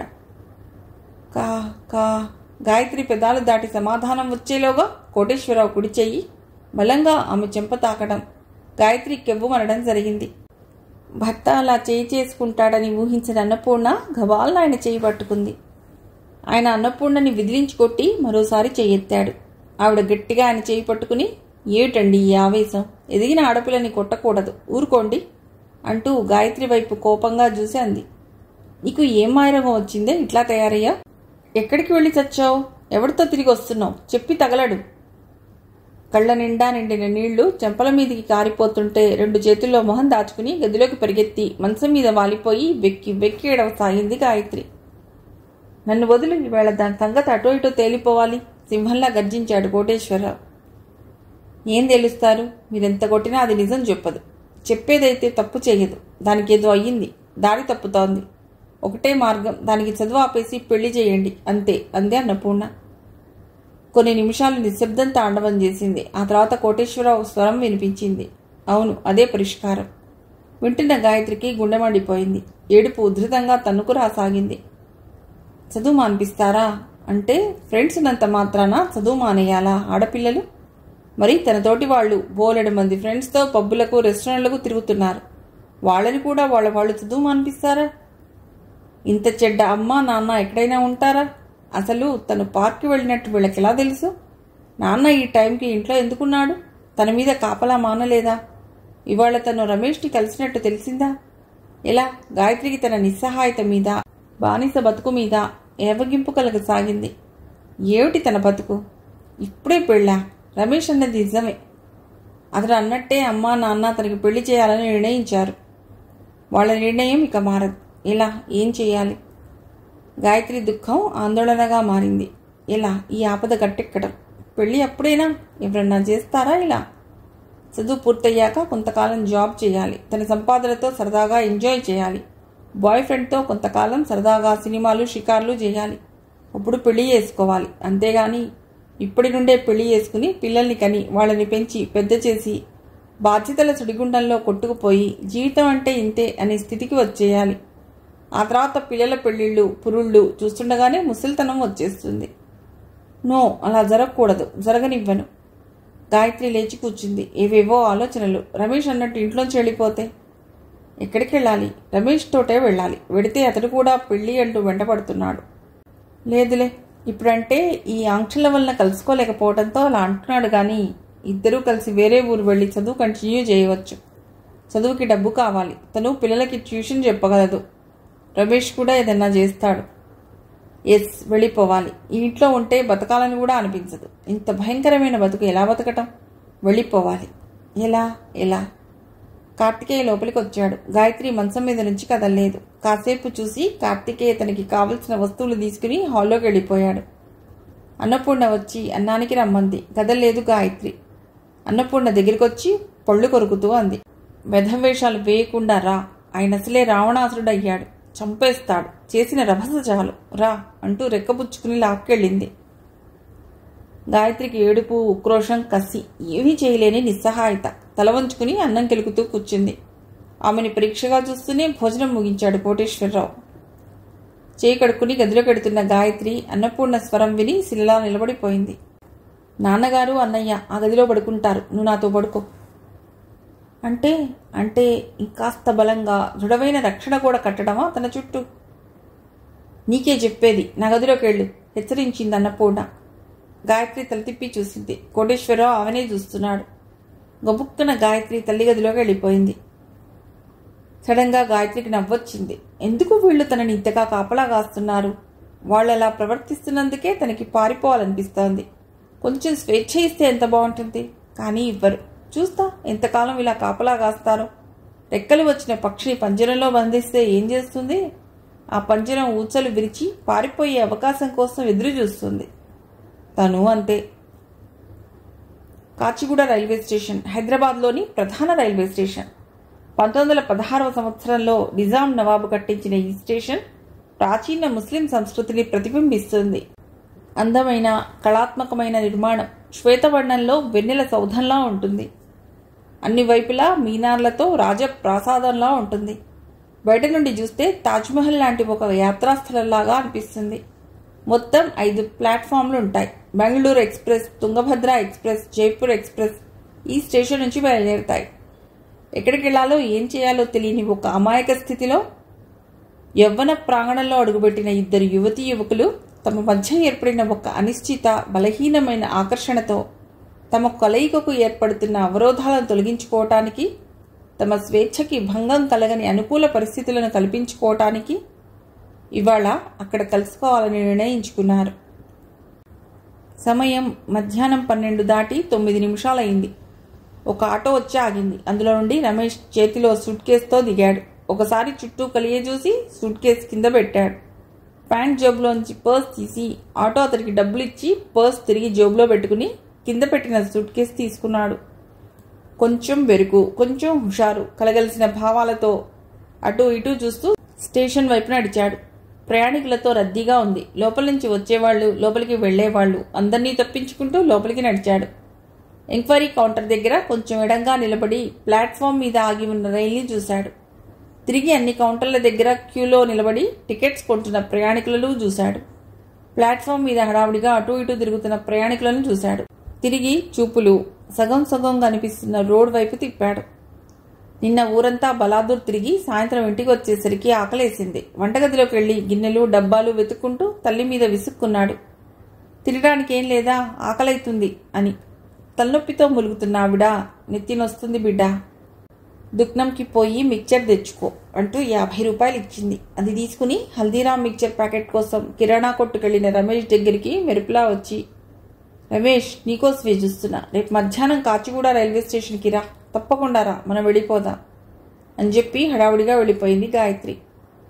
ముందు తెల్లబోయినా వెంటనే ఎగిరి గంతేశాడు. అంటే తనతో వచ్చేయడానికి గాయత్రి ఒప్పుకుంది అనుకున్నాడు. మేఘాల మీద తేలుతూ ఇంటికి వెళ్లి రాత్రి అందరూ పడుకున్నాక తన బట్టలన్నీ సూట్ కేసులో పెట్టుకుని తను ఎప్పుడూ నిలబడే వేప చెట్టు దగ్గర ఎవ్వరికీ కనిపించకుండా దాచి నిశ్శబ్దంగా వచ్చి పడుకున్నాడు. వేప చెట్టు వీధి చివరలో ఉంటుంది. దాని వెనక గోడ ఉంటుంది. గోడతో ఆ వీధి ఆగిపోయింది. ఆ గోడ వెనకే Kachiguda railway station, post office, ISKCON వాళ్ల కృష్ణ మందిరం. సాధారణంగా అక్కడికి వేరే వాళ్ళు ఎవ్వరూ రారు. ఆ కాలనీలో నివాసం ఉండేవాళ్లు తప్ప. ఎవరికీ కూడా చెట్టు వెనక్కి పెట్టిన వస్తువు పరీక్షగా చూస్తే తప్ప కనిపించదు. ఆ ధైర్యంతో అక్కడ పెట్టి నిశ్చింతగా పడుకున్నాడు. గాయత్రితో పెళ్ళైపోయి ఇద్దరూ కలిసి కాపురం పెట్టేసినట్టు కలలుగంటూ నిద్రపోయాడు. కానీ మధ్య మధ్య లేచి టైం చూసుకుంటూ 4:30 కాగానే లేచి బ్రష్ చేసుకున్నాడు. నెమ్మదిగా తండ్రి చొక్కా జేబులో వెతికి 450 రూపాయలు తీసి జేబులో వేసుకున్నాడు. వంటగదిలోకి వెళ్లి తల్లి దాచుకునే పోపుల డబ్బా వెతికితే 130 రూపాయలు దొరికాయి. అన్నీ జేబులో వేసుకుని బట్టలు మార్చుకుని చప్పుడు చేయకుండా ఇంట్లోంచి బయటికి వచ్చి సూట్ కేసు తీసుకుని రోడ్డు మీదికి నడిచాడు. దరిదాపుల్లో ఎక్కడా ఆటో కనిపించలేదు. నెమ్మదిగా నడుస్తూ సిగ్నల్ దాకా వచ్చాక ఆటో దొరికింది. ఆటో చేసుకుని పబ్లిక్ గార్డెన్కి వెళ్ళాడు. అక్కడే అటు ఇటు తిరిగి హోటల్లో భోంచేసి 11:30 కాగానే మళ్లీ ఆటో చేసుకుని కాచిగూడ వచ్చాడు. రమేష్ వాచి చూసుకున్నాడు. 12:30. ఇంకా రాలేదేంది ఈమె అనుకున్నాడు విసుగ్గా. ఇప్పుడు ఆ స్టేషన్ నుంచి ఏ ట్రైన్ ఉందో, అది ఎక్కడికి వెడుతుందో, ఇద్దరు ఎక్కడికి వెళ్లాలో ఏమీ తెలియదు. కానీ గాయత్రి మీద నమ్మకంతో ఓపిగ్గా వేచి ఉన్నాడు. 1 గంట అయింది. గాయత్రి రాలేదు. రమేష్ జేబులోంచి మొబైల్ తీసి చూస్తూ, థూ నీ ఈమె తాన ఫోన్ కూడా లేకపాయే, ఏడుందో ఏమో అనుకున్నాడు. అరే రమేషు, ఏందిరా ఈడ నిలబడ్డావు, ఏడికి పోతున్నావు? భుజం మీద చేపట్టంతో ఉలిక్కిపడి చూశాడు. కిళ్ళి కొట్టు పాండు పళ్ళి కిలిస్తూ నిలబడ్డాడు. అతడి చేతిలో చందన బ్రదర్స్ సంచి ఉంది. రమేష్ ఉలికిపాటు కప్పిపుచ్చుకుంటూ, నువ్వేడుండొస్తున్నావు అని అడిగాడు. బాసరపోయి నుండి నువ్వేడికి పోతున్నావురా? అప్పటికప్పుడు రమేష్ అక్కడ ఎందుకున్నాడో తెలుసుకు తీరాలన్నట్టు అడిగాడు. ఊరికి పోతున్నా అన్నాడు రమేష్. ఇద్దరు కుర్రవాళ్లు ఎంక్వైరీ కౌంటర్లో అడుగుతున్నారు. అన్నా, నిజామాబాద్ పోయే ట్రైన్ ఉందా ఇప్పుడు? ఏ ఊరికి? ఒక్క నీవే పోతున్నావా? నిజామాబాద్ అని చెప్పబోయి ఆగిపోయాడు. కౌంటర్లో ఉన్న వ్యక్తి అడిగిన వాళ్ళకి సమాధానం చెప్తున్నాడు. 3:30కి ప్యాసింజర్ ఉంది.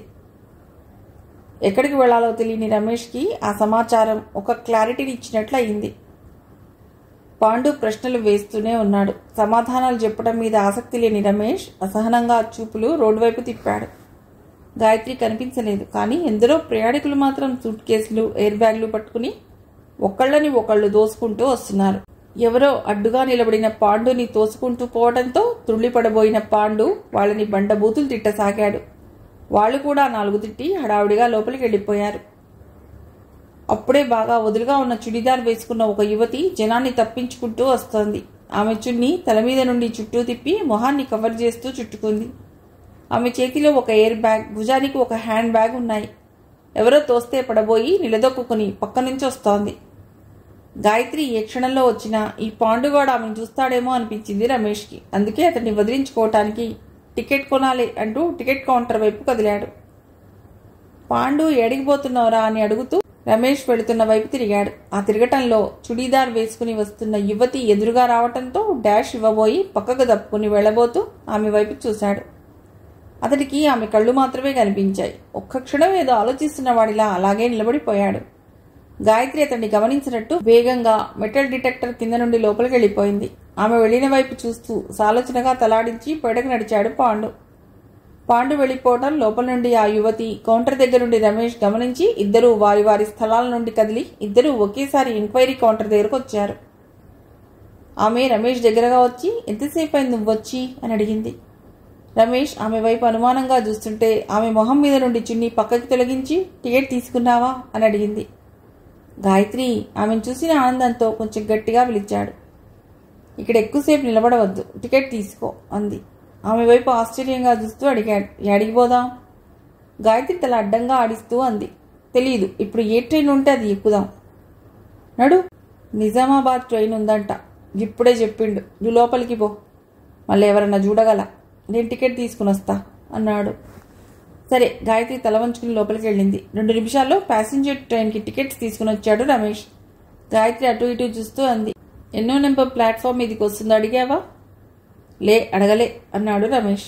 గాయత్రి ప్లాట్ఫామ్ మీద అటు ఇటు తిరుగుతున్న పోర్టర్ని పిలిచి, నిజామాబాద్ పోయే ట్రైన్ ఎన్నో నెంబర్ మీదికి వస్తుంది అని అడిగింది. 3వ నెంబర్లా, పొండి అన్నాడతడు. గాయత్రి వెనక్కి తిరిగి చూసి, నాకు ఆకలిగా ఉంది, ఏమైనా కొందాం అంది. ఇద్దరూ అక్కడే ఉన్న కొట్టు దగ్గరికి వెళ్ళి 1 డజన్ అట్టిపళ్ళు, 4 బిస్కెట్ ప్యాకెట్లు, చిప్స్ ప్యాకెట్లు కొన్నారు.